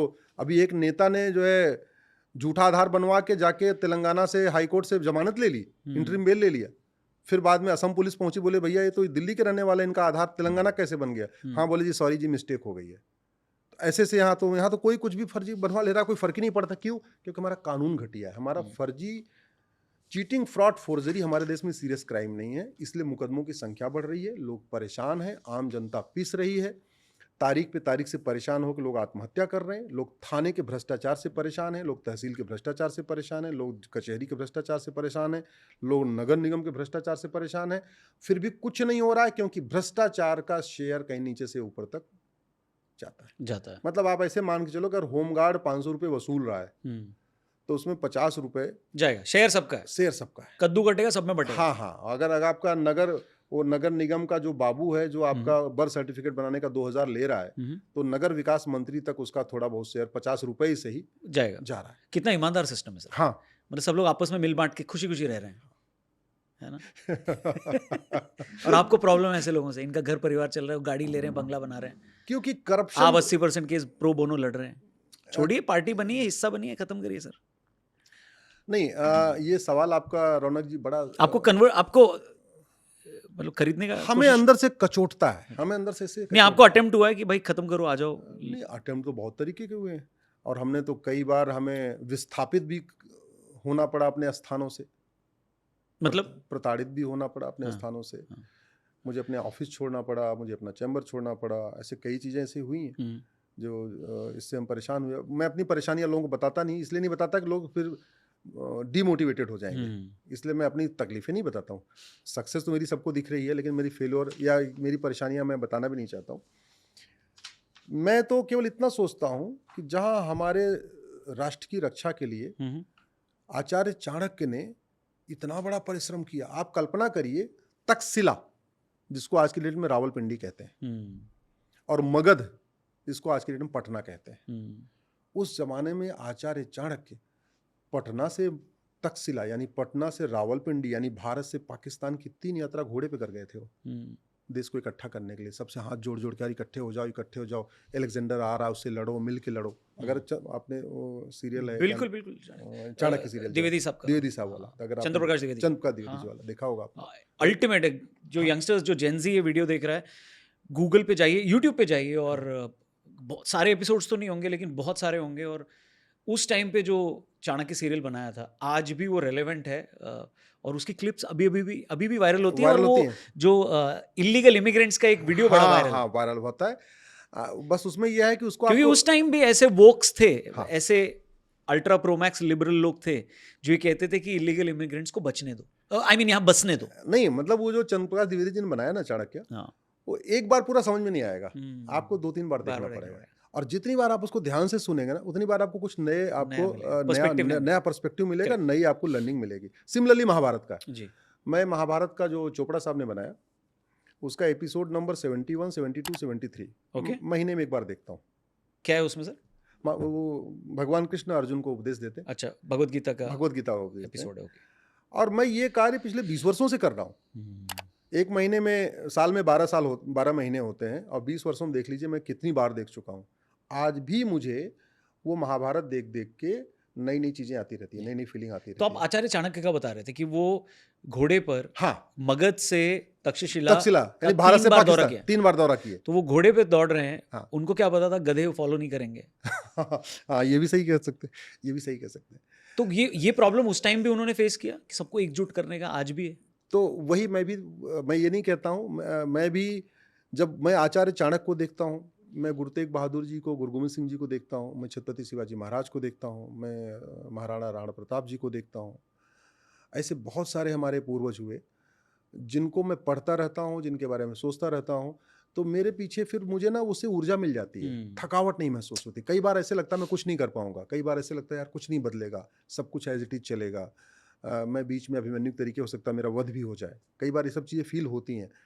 तो फिर कभी मैं चाणक्य देखता हूँ चंद्रप्रकाश जी का, उसमें भी पर्टिकुलर कुछ सीरियल एपिसोड्स हैं जिनको मैंने नोट करके रखा है। और महाभारत का और भी आपने- महाभारत का एपिसोड नंबर 72, 73 ये देख लेता हूँ। वहाँ से मुझे फिर मोटिवेशन आ जाता है, फिर मैं अपने काम पे लग जाता हूँ, फिर PIL शुरू, फिर नई PIL फाइल, फिर काम शुरू। और फिर रूटीन मेरा ऐसा हो गया कि मंडे टू फ्राइडे दिल्ली और जी। Saturday Sunday throughout the country घूमना। सर एक दो पॉइंट्स और है जिस पर डिस्कस करेंगे, फिर ये पॉडकास्ट यहाँ पर रोकेंगे। मीनवाइल आप देख रहे हैं, कोई क्वेश्चन आया तो आप ज़रूर करिएगा। अगले पॉडकास्ट में अश्विनी सर से उन सवालों के भी जवाब लेंगे। सर थोड़ा हमने मुगलों की बात की, थोड़ा अंग्रेज़ों की भी बात कर लेते हैं। उस टाइम पे कुछ भी नहीं था भारत में, मतलब भारत के दुनिया में भी नहीं था, इंटरनेट नहीं था, भारत में रेलवे नहीं था, बस नहीं था, संसाधन नहीं थे। अंग्रेज़ों के खिलाफ जो आज़ादी का मूवमेंट हुआ वो इतना स्प्रेड कैसे हुआ? क्या रीज़न क्या था उसके पीछे? इस पे मैंने इसलिए पूछा क्योंकि सर ने इस पे कई बार बातें की हैं, हमारे पॉडकास्ट पे नहीं की, इसलिए क्वेश्चन है सर। ये बहुत इंटरेस्टिंग है, और दुर्भाग्य है कि हम अपनी किताबों में इसको हमने आज तक पढ़ाया नहीं ओके। कि मंगल पांडे जी ने क्या योगदान दिया, और मंगल पांडे जी के बाद सब्सिक्वेंट क्या क्या रहा। ठीक है। हमने कुछ सिलेक्टिव लोगों को ही एकदम उनको प्रमोट किया, उनके बारे में जीवनी में डाल दिया, किसी को कुछ कह दिया, किसी को कुछ कह दिया। हमने मतलब अपने अपने एजेंडे के हिसाब से सरकारों को जो सूट किया वो उन्होंने फैलाया, उन्होंने पढ़ाया। फैलाया। मंगल पांडे जी 18 सॉरी, मंगल पांडे जी 1857 में विद्रोह करते हैं जी।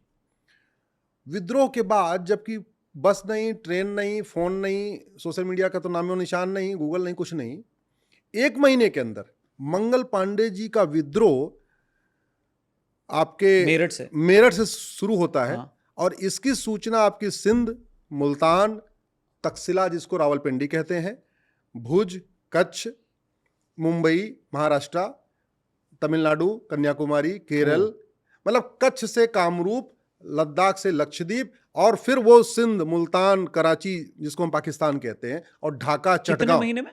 1 महीने के अंदर, मात्र 1 महीने के अंदर हुआ ये कि जो मठ मंदिर के पुजारी थे ना, जो हमारे यहाँ मठ मंदिर का बहुत बड़ा योगदान हुआ करता था आज़ादी के, हाँ। करेक्ट। ये तो अंग्रेजों ने उसको डिस्ट्रॉय कर दिया सिस्टम को। अदरवाइज हमारा मठ मंदिर, हमारा वो कम्युनिकेशन सेंटर था, हमारा पावर सेंटर था, हमारा कल्चर सेंटर था, हमारा शादी विवाह वहाँ होती थी, बैठक होती थी, सब कुछ होता था वहाँ पे। इवन बिजनेस सेंटर था कि लोग मंदिर में सुबह सुबह आ रहे हैं, कोई माला बेच रहा है, कोई फूल बेच रहा है, कोई दूध बेच रहा है, कोई अनाज बेच रहा है, लोग दर्शन करने आ रहे हैं, सामान भी खरीद के जा रहे हैं। तो अंग्रेजों ने इस पे जब जांच करवाई कि ये पता करो कि मंगल पांडे की बात ही पूरी फैली कैसे उस भारत में, यानी भारत, पाकिस्तान, बांग्लादेश में। ठीक है। तो उनको ये समझ में आया कि ये काम किया है मठ मंदिर के पुजारियों ने। अच्छा। कैसे इनको कंट्रोल किया जाए? इनका तो बड़ी तगड़ा इनका कम्युनिकेशन सेंटर है, काम करते हैं, कानून बनाते हैं। 1870। बट उन्होंने किया कैसे सर? इससे पहले कि हम कानून में हैं, ये मठ मंदिर के पुजारियों ने इसको फैलाया कैसे? रिले रेस किया। मठ मंदिर के पुजारियों ने रिले रेस शुरू कर दिया। ओके। एक मतलब मठ मंदिर के पुजारी चारों तरफ भागना शुरू हुए, पता चला 30-30, 40-40 किलोमीटर मठ मंदिर के पुजारी जा रहे हैं, वो अगले मंदिर को बता के आ रहे हैं, वो अगले मंदिर को बता के आ रहे हैं, वो अगले मठ मंदिर को बता के आ रहे हैं, वो अगले मठ मंदिर को बता ह्यूमन रहे हैं। चेन बन गई। ह्यूमन चेन बन गई। हाँ। और मठ मंदिर चूंकि कलेक्टिव होता था कि भाई 5 किलोमीटर के सारे लोग उस मठ मंदिर में आएंगे।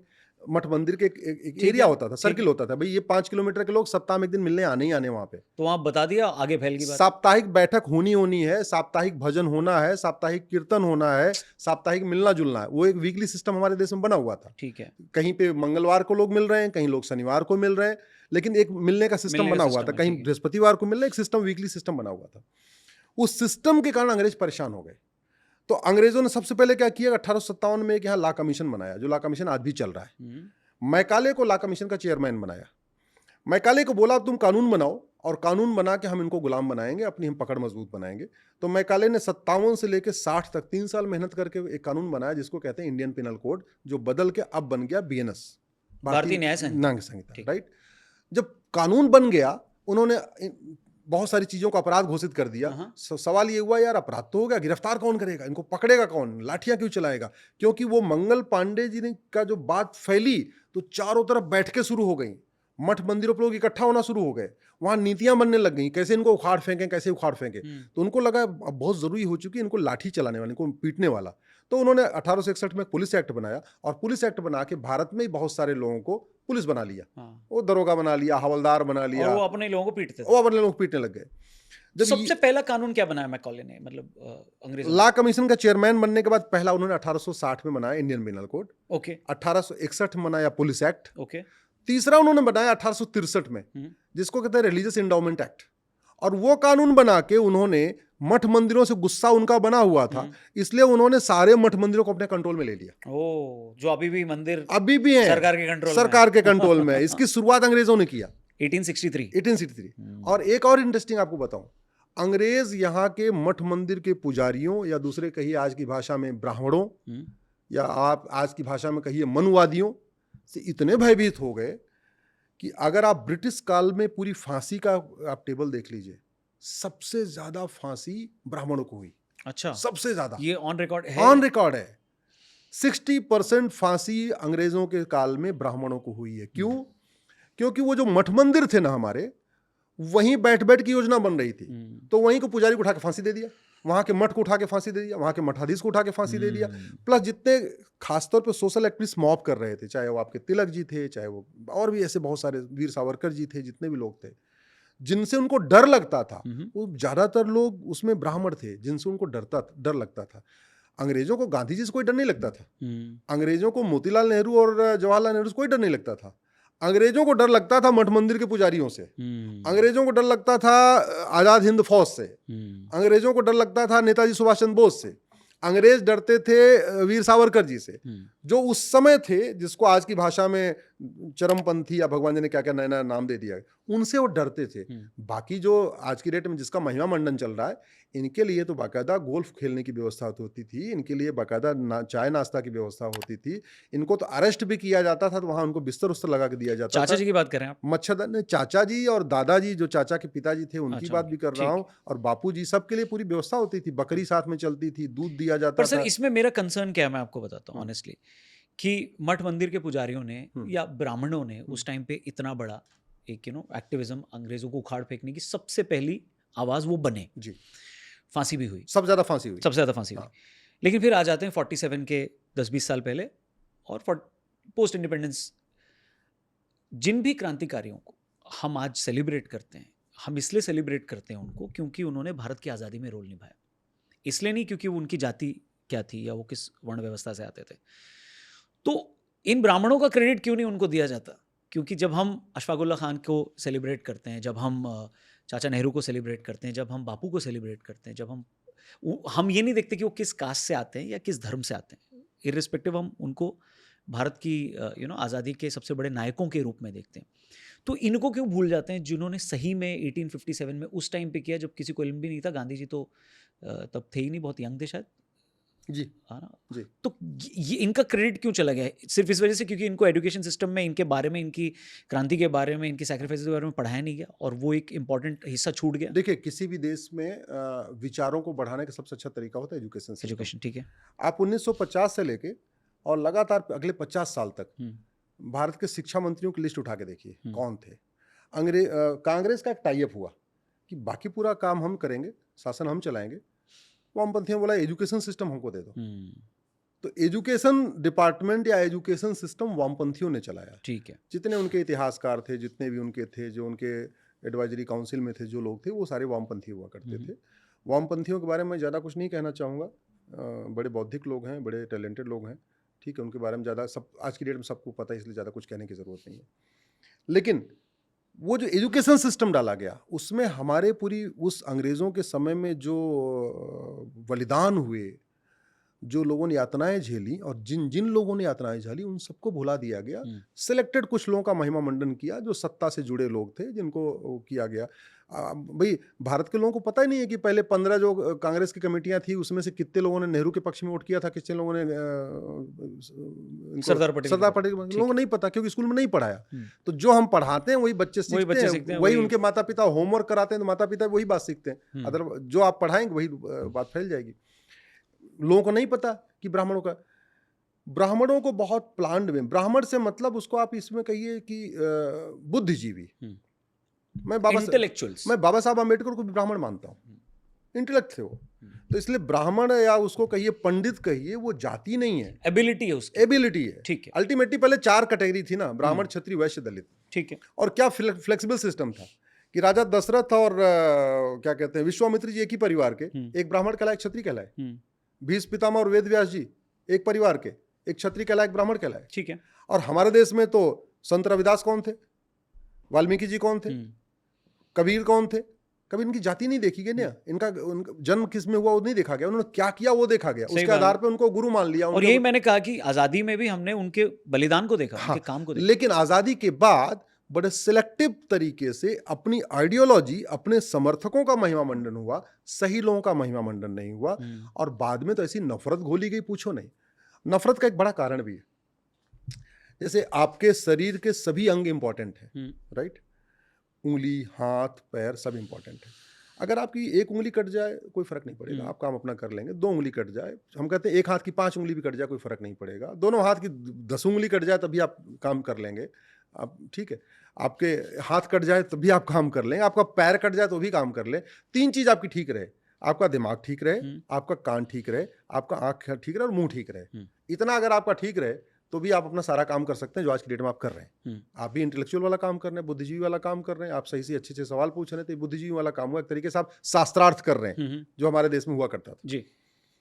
तो इस देश में बड़े प्लान्ड वे में ब्राह्मणवाद के नाम पे, मनुवाद के नाम पे, इनके नाम पे एक अटैक शुरू किया गया कि कैसे भी करके या तो ये गुस्से में आके अलग हो जाए, शांत होके बैठ जाए, इनकी इतनी इंसल्ट कर दें, बोले अच्छा ठीक है तुम चला लो जो करना है कर लो जी।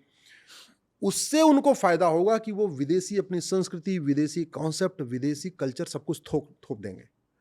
सब कुछ जैसे अंग्रेजों को लगता था इस हमारे सत्ता में जो सबसे बड़े बाधक ब्राह्मण है, मठ मंदिर के पुजारी हैं।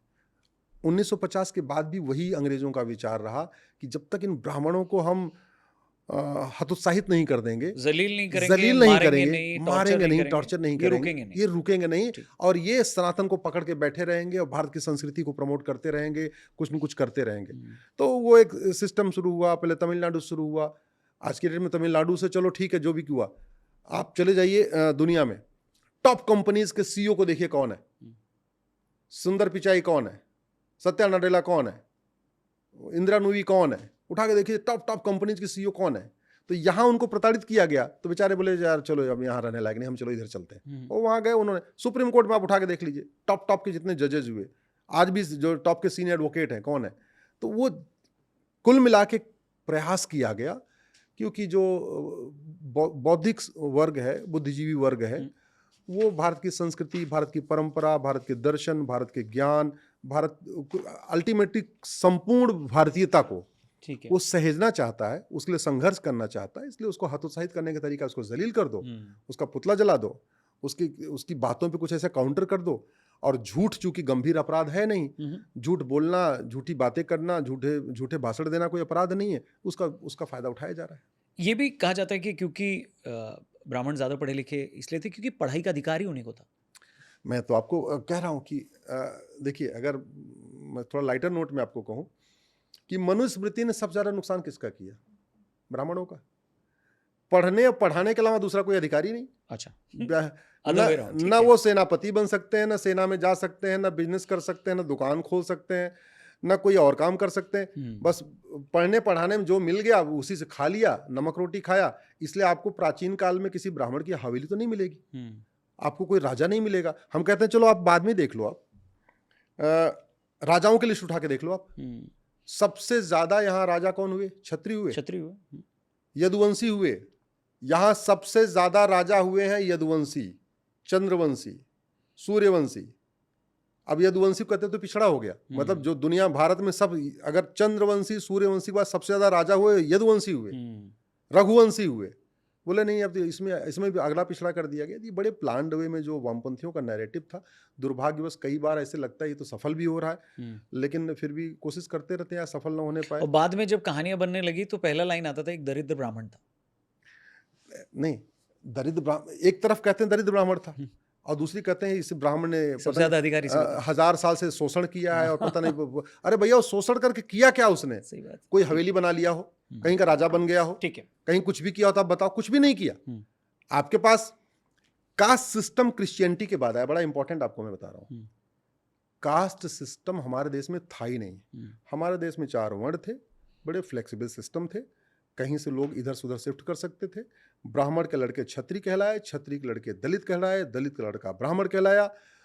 4 वर्ण में बाद में इतनी फ्लेक्सिबिलिटी थी, कोई भी राजा बन सकता था, कोई भी बिजनेस कर सकता था, कोई भी व्यापार कर सकता था। एकलव्य के बारे में जो झूठी कहानी परोसी गई, शायद लोगों को पता नहीं कि एकलव्य के पिताजी चीफ ऑफ आर्मी स्टाफ हुआ करते थे, वो मुख्य सेनापति हुआ करते थे। वो कैसे हो गए?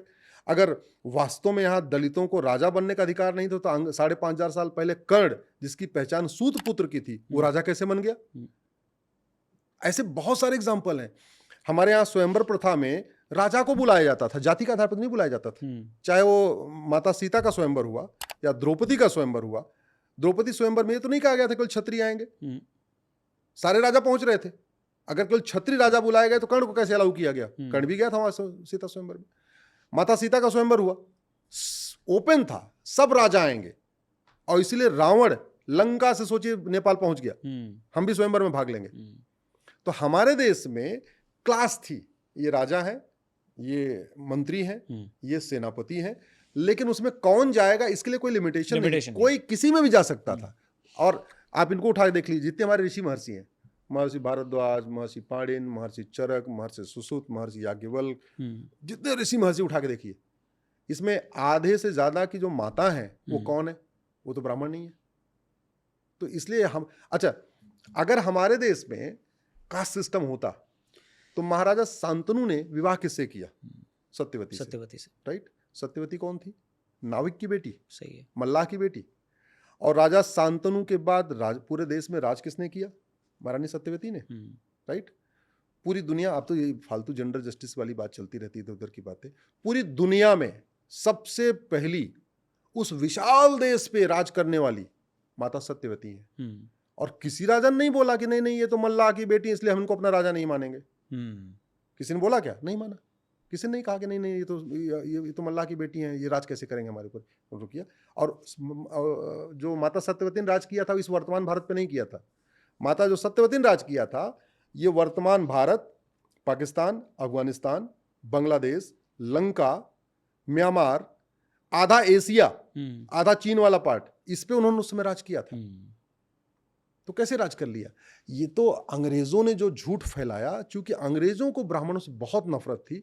1857 की मंगल पांडे की क्रांति के कारण, मंगल पांडे ब्राह्मण थे, उनको समझ में आया। इस मंगल पांडे के विद्रोह को पूरे देश में मठ मंदिर के पुजारियों ने भड़काया।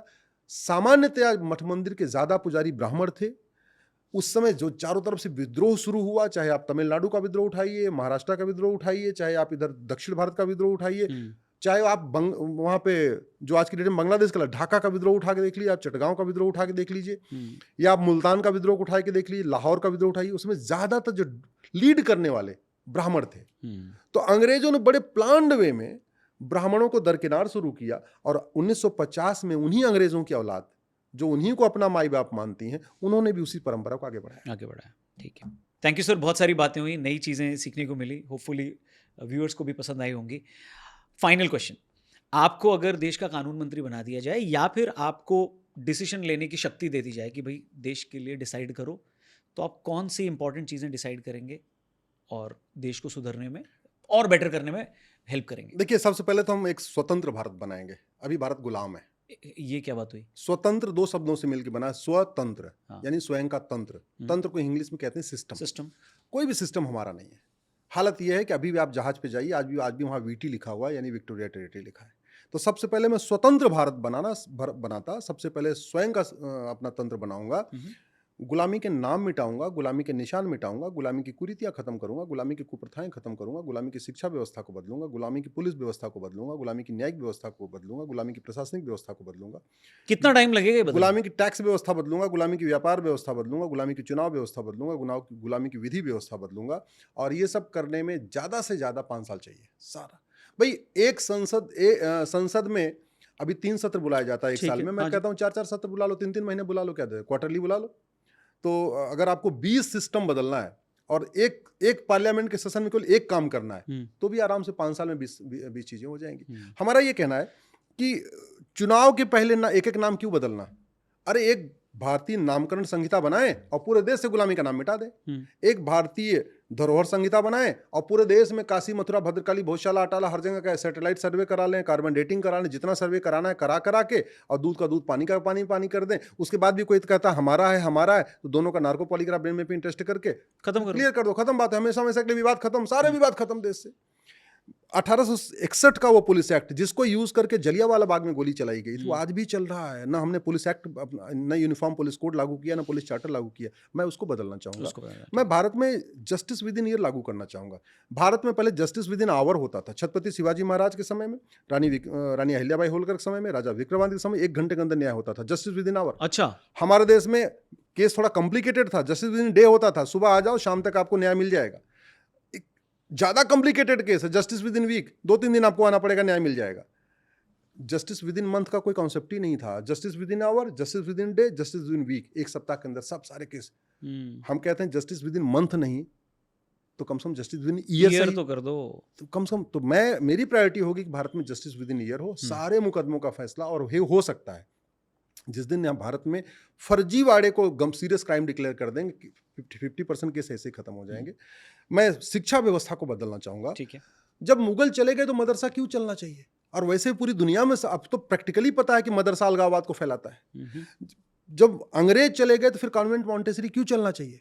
अब पूरी दुनिया को पता चल गया कि कॉन्वेंट मॉन्टेसरी केवल और केवल उपभोक्तावाद फैलाता है, कंज्यूमरिज्म फैलाता है। तो एक सेपरेटिज्म फैला रहा है, एक कंज्यूमरिज्म फैला रहा है, एक अलगाववाद फैला रहा है, एक उपभोक्तावाद फैला रहा है। इंसानियत तो कोई फैला ही नहीं रहा है। तो मैं फिर अपनी जो हमारी वैदिक पुराने गुरुकुल शिक्षा व्यवस्था है, जिसमें महाराज कृष्ण पढ़े, राम पढ़े, आचार्य चाणक्य पढ़े, जो उन्होंने परंपरा, हम उसको अपनी व्यवस्था को पर सर वो सीधा धर्म से जोड़ के देखा जाएगा? नहीं, वो धर्म से, हाँ अच्छा है, धार्मिक शिक्षा की जरूरत है, मजहबी तालीम की नहीं। जमीन आसमान का अंतर है। धर्म, बट मैं अगर उस मजहब को फॉलो कर रहा हूं तो आप मुझे कैसे रोक सकते हैं? धर्म यूनिवर्सल चीज है। ये आप बोल रहे हैं, पर मेरा मजहब नहीं मानता। मैं आपको बताता हूं, धर्म यूनिवर्सल चीज है। पिता का धर्म, माता का धर्म, पुत्र का धर्म, पत्नी का धर्म, भाई का धर्म, डॉक्टर का धर्म, पत्रकार का धर्म, वकील का धर्म, जज का धर्म, ये यूनिवर्सल है, बियॉन्ड बाउंड्रीज है। आप किसी भी फेथ को मानने वाले हो, पिता का धर्म जो आपका है वही मेरा है, माता का धर्म जो आपके घर में है वही मेरे घर में है। तो ये धर्म की बात मैं कर रहा हूँ। धार्मिक शिक्षा बहुत आवश्यक है। दुर्भाग्यवश हमने उसको बंद कर दिया। तो भारत में मैं शिक्षा का भारतीकरण करूंगा। अभी अंग्रेज चले गए, फिर भी 1872 वाला क्रिश्चियन मैरिज एक्ट, 1936 वाला पारसी मैरिज एक्ट, 1937 का शरीयत एक्ट क्यों भैया? हम अपना यूनिफॉर्म सिविल कोड लागू करेंगे, हम अपनी पुलिस व्यवस्था लागू करेंगे, हम अपना जुडिशियल चार्टर लागू करेंगे, हम अपना टैक्स व्यवस्था लागू करेंगे। दुनिया में सारे राज्य, जब दुनिया में लोगों को लिखना पढ़ना बोलना नहीं आता था, हमारे पास तक्षशिला यूनिवर्सिटी थी, नालंदा यूनिवर्सिटी थी। पूरी दुनिया के राजकुमार वहाँ के पढ़ते थे। मतलब पहले एक मिनिमम क्वालिफिकेशन बनी थी, पूरी दुनिया में जो राजकुमार बनेगा वो जब तक्षशिला से क्वालिफाइड होगा, नालंदा से क्वालिफाइड होगा, उसी को राजकुमार बनाया जाएगा। ये व्यवस्था हुआ करती थी। और आज की डेट में हमारे पास क्या है? 1951 वाला रिप्रेजेंटेशन ऑफ पुलिस एक्ट चल रहा है। ऐसा सड़ा हुआ कानून कि शिक्षक बनने के लिए तो क्वालिफिकेशन है, शिक्षा मंत्री बनने के लिए कोई क्वालिफिकेशन नहीं। हवलदार बनने के लिए भी, होमगार्ड बनने के लिए भी 10वीं पास होना चाहिए। गृह मंत्री बनने के लिए कोई क्वालिफिकेशन नहीं है, मतलब क्लर्क बनने के लिए मिनिमम क्वालिफिकेशन है, वित्त मंत्री बनने के लिए कोई क्वालिफिकेशन नहीं है। ये सिस्टम बदलने की जरूरत है। ठीक है। और इसी तरीके जो सबसे इंपॉर्टेंट है, जो भारत के लिए सबसे बड़े खतरे हैं, करप्शन और पॉपुलेशन एक्सप्लोजन। इसको रोकने के लिए चीन में भ्रष्टाचारियों को फांसी होती है, हमारे देश में नहीं हो रही, हमने कानून नहीं बदला। सिंगापुर में ड्रग कारोबारियों को फांसी होती है, हमने वो कानून नहीं लिया। दुनिया के कई देशों में पॉपुलेशन कंट्रोल करके उन्होंने दिखाया, चीन ने भी दिखाया, हमने उसको अडॉप्ट नहीं किया। संजय गांधी वे आपको सही था? संजय गांधी का इंटेंशन ठीक था, रूट ठीक नहीं था, रास्ता ठीक नहीं था। मेथड होपलेस था, intention was good. Intention good, अच्छा था वो। अगर वो सक्सेस हो गया होता, अगर रास्ता ठीक तरीका होता, तो आज हम बहुत अच्छी पोजीशन में होते। आज हमारी, अगर संजय गांधी का जो मिशन था अगर वो कामयाब हो गया होता, आज हमारी जनसंख्या 90 करोड़ होती। लेकिन उन्होंने रास्ता थोड़ा ठीक नहीं लिया। मुझे लगता है सबको इन्वॉल्व नहीं किया, और जो लीगल प्रोसेस है वो नहीं किया, कानून नहीं बनाया, बस ऐसे ऑर्डर कर दिया, मुंह जबानी ऑर्डर कर दिया, वो ठीक नहीं था। प्रॉपर इसमें कानून बनाने की जरूरत है। और सबसे बड़ी बात, लोगों को सुरक्षा महसूस होनी चाहिए। मेरा मानना है कि घर बहुत मॉडर्न हो, ये लाइट लगी हो, चमकीला हो, फलाना हो, लेकिन अगर वो सेफ नहीं है तो फायदा बेकार है। ठीक है, सही। गाड़ी आपकी बड़ी मॉडर्न हो, अगर सेफ नहीं है तो बेकार है। विकास से ज्यादा जरूरी है सुरक्षा। इसलिए मेरा मानना है विकसित भारत से ज्यादा जरूरी है सुरक्षित भारत। डेमोग्राफिक इम्बैलेंस बहुत तेजी के साथ हो रहा है। मैं कह रहा हूं 0.1% ही सही, लेकिन लगातार डेमोग्राफी बदल रही है। डेमोग्राफी बदल रही है लफ्ज़ जिहाद के कारण, डेमोग्राफी बदल रही है लैंड जिहाद के कारण, डेमोग्राफी बदल रही है घुसपैठ के कारण, डेमोग्राफी बदल रही है धर्मांतरण के कारण, डेमोग्राफी बदल रही है पॉपुलेशन एक्सप्लोजन के कारण। उसको रोकना जरूरी है, क्योंकि जो डेमोग्राफिक इम्बैलेंस है उससे संविधान को खतरा है। जब तक भारत में हिंदू बहुसंख्यक हैं तब तक ये संविधान है, जब तक हिंदू बहुसंख्यक हैं तब तक भारत में लोकतंत्र है। आप दुनिया में और कोई देश बताइए जहां मुस्लिम मेजॉरिटी में हो और वहां पे डेमोक्रेसी हो। तो भारत में जब तक हिंदू बहुसंख्यक है तब तक सेकुलरिज्म है, जब तक हिंदू बहुसंख्यक है तब तक डेमोक्रेसी है, जब तक हिंदू बहुसंख्यक है तब तक liberty of thought, liberty of belief, liberty of faith, liberty of worship है। पर सर जैसे आप ये बोलते हैं ना, आप आधी से ज्यादा आबादी को डिस्कनेक्ट कर देते हैं अपने से। नहीं, हम किसी को डिस्कनेक्ट करते हैं। हम तो कहते हैं सब भारत के रहने वाले हैं, जो भारत को मानता, भारत की संस्कृति को मानता, वसुधैव कुटुंबकम को मानता, नारी तू नारायणी को मानता, सर्वमंगल मांगल्य मानता, सर्वे भवन सुखना को मानता, वो सब भारतीय हैं, सब हिंदू हैं। हिंदू कल्चर है, हिंदू जीवन पद्धति है, हिंदू एक संस्कार है, हिंदू एक परंपरा है, हिंदू एक दर्शन है, वो सब उसको मानते हैं। हाँ, आप भारत में रहते हो, मैं ये कह रहा हूं कि आप भारत में रहो, विदेशी संस्कृति, विदेशी त्योहार मनाओ, कोई दिक्कत नहीं। भारत में रह के आप विदेशी स्टाइल में कपड़े पहनो, वो भी चलेगा। भारत में रह के आपकी पूजा पद्धति आपकी विदेशी, वो भी चलेगा। लेकिन भारत में रह के आपकी सोच भारत विरोधी नहीं होनी चाहिए। आप भारत में रह के भारत के रामकृष्ण से नफरत करेंगे, वो चिंता की बात है। आप भारत में रहते हैं और भगवान ब्रह्मा विष्णु महेश से नफरत करते हैं, भारत में रहते हैं हनुमान गणेश बालाजी से नफरत करते हैं, भारत में रहते हैं और हमारे कहते हैं नवरात्रे से और दुर्गा पूजा से और दिवाली से नफरत करते हैं और होली से नफरत करते हैं, वो एक दिक्कत है, वो ठीक करने की जरूरत है। और वो तभी हो सकता है जब भारत में समान शिक्षा लागू हो, यूनिफॉर्म एजुकेशन सिस्टम हो, one nation one syllabus, one nation one curriculum, one nation education board. आप बताइए, अगर एक रेलवे बोर्ड से पूरे देश की रेल चल सकती है तो एक एजुकेशन बोर्ड से पूरे स्कूल नहीं चल सकते क्या? अगर भारत में वन नेशन वन टैक्स हो सकता है कि इस वाले सामान पे 5% जीएसटी, इस वाले सामान पे 12% जीएसटी, तो वन नेशन वन सिलेबस क्यों नहीं हो सकता? पूरे देश में यूनिफॉर्म एजुकेशन हो सकता है, यूनिफॉर्म सिलेबस हो सकता है, यूनिफॉर्म करिकुलम हो सकता है, पूरे देश में एनसीईआरटी किताब सबके लिए पढ़ाई जा सकती है। हम कहते हैं पूरा टाइम नहीं, कम से कम 10वीं तक ही सही, लेकिन यूनिफॉर्म एजुकेशन होगा, क्योंकि माँ के पेट में कोई ब्राह्मण क्षत्रिय वैश्य दलित नहीं होता, माँ के पेट में कोई हिंदू मुसलमान पारसी ईसाई नहीं होता। वो सब कुछ होता है पैदा होने के बाद। पैदा होने के बाद उसकी परवरिश कैसी है, उसकी शिक्षा कैसी है, उसको एजुकेशन क्या दिया गया, कल्चर क्या दिया गया, उसी से डिपेंड करेगा। वो भारत को मानेगा, भारत विरोधी बनेगा, उसी से वो डॉक्टर बनेगा, इंजीनियर बनेगा, प्रोफेसर, सब कुछ पैदा होने के बाद ही तय हो रहा है। तो ऐसे ही अलगाववादी बनेगा, आतंकवादी बनेगा, जिहादी बनेगा, उन्मादी बनेगा, गजवा हिंद का ख्वाब देखेगा, जोशुआ प्रोजेक्ट शुरू करेगा, या गुरु तेग बहादुर, गुरु गोविंद सिंह की परंपरा को आगे बढ़ाएगा, छत्रपति शिवाजी महाराज, संभाजी महाराज को परंपरा को आगे बढ़ाएगा, वो भी डिपेंड करेगा उसको पढ़ाया क्या जा रहा है। इसलिए मैं एजुकेशन सिस्टम बदलना बहुत जरूरी मानता हूँ। Thank you very much sir. बहुत सारी बातें हैं, बहुत सारे सवाल भी आएंगे। आई थिंक व्यूअर्स भी अपने सवाल भेज सकते हैं कमेंट सेक्शन में। ये अदालत अगली तारीख के लिए बर्खास्त की जाती है, आपको ऑर्डर दिया जाता है, आप अगले पॉडकास्ट में भी आएंगे। धन्यवाद। बहुत सारी बातें हुई हैं, आपके पास सवाल आएंगे तो कमेंट सेक्शन में लिखिएगा, इसे अपने दोस्तों से शेयर करिएगा। इसमें से बहुत सारे पार्ट्स ऐसे हैं जिसको आपको अपनी कम्युनिटी में, अपने दोस्तों में, अपनी व्हाट्सएप ग्रुप्स में फैलाने की बहुत ज़रूरत है। जागरूकता बढ़ेगी, लोगों के सवाल बढ़ेंगे। मुझे कुछ और ऐड करना। हाँ सर, ऐड करिए। हाँ, आपको आप इस वीडियो को अपने जान पहचान के नेताओं अभिनेताओं को जरूर भेजिए, लेखकों बुद्धिजीवियों को जरूर भेजिए, पत्रकारों कलमकारों को जरूर भेजिए, खासतौर पे जो संविधान की शपथ लेने वाले सांसद विधायक मंत्री और जज हैं उनको जरूर भेजिए। और एक बात और, जो बात आपको हमारी ठीक लग रही हो उस बात को अपने सांसद विधायक से जाके मिल के सीधे बात करिए, उनसे पूछिए कि ये व्यवस्था कब बदलेगी। आप जब तक अपने सांसद विधायक से पूछना नहीं शुरू करेंगे कि जो समस्या भारत में है वो चीन जापान सिंगापुर में क्यों नहीं है, जो समस्या भारत में अरब दुबई कुवैत बहरीन में क्यों नहीं है, तब तक भारत नहीं बदलेगा। भारत विश्वगुरु बन सकता है मात्र 5 साल में, जब यहाँ का सिस्टम बदल जाए। अच्छे व्यूज आने चाहिए सर, इसमें बहुत तगड़ी बातें हुई हैं। कितना आएगा। आपके हिसाब से 5 करोड़ आने चाहिए? आप बिल्कुल आना चाहिए। रील तो आपकी वैसे ही जाती है, रील तो आपकी मतलब हमने अपने पेजेस पे डाले, आपकी एक रील 5-5 मिलियन 6-6 मिलियन गई है, और ऐसे वैसे कम से कम सैकड़ों लोगों ने आपकी रील शेयर की है। यही लोग हैं सर, यही लोग हैं। हाँ। तो उनको थैंक यू। हाँ। इसे भी शेयर करना इंपॉर्टेंट है, इसलिए बोल रहे हैं, न कि हमें व्यूज चाहिए, बट जो बातें हुई हैं वो ज़्यादातर लोगों तक पहुंचे, यही हमारा इंटेंट था। और एक बार धन्यवाद सर। जय हिंद दोस्तों, जय श्री राम।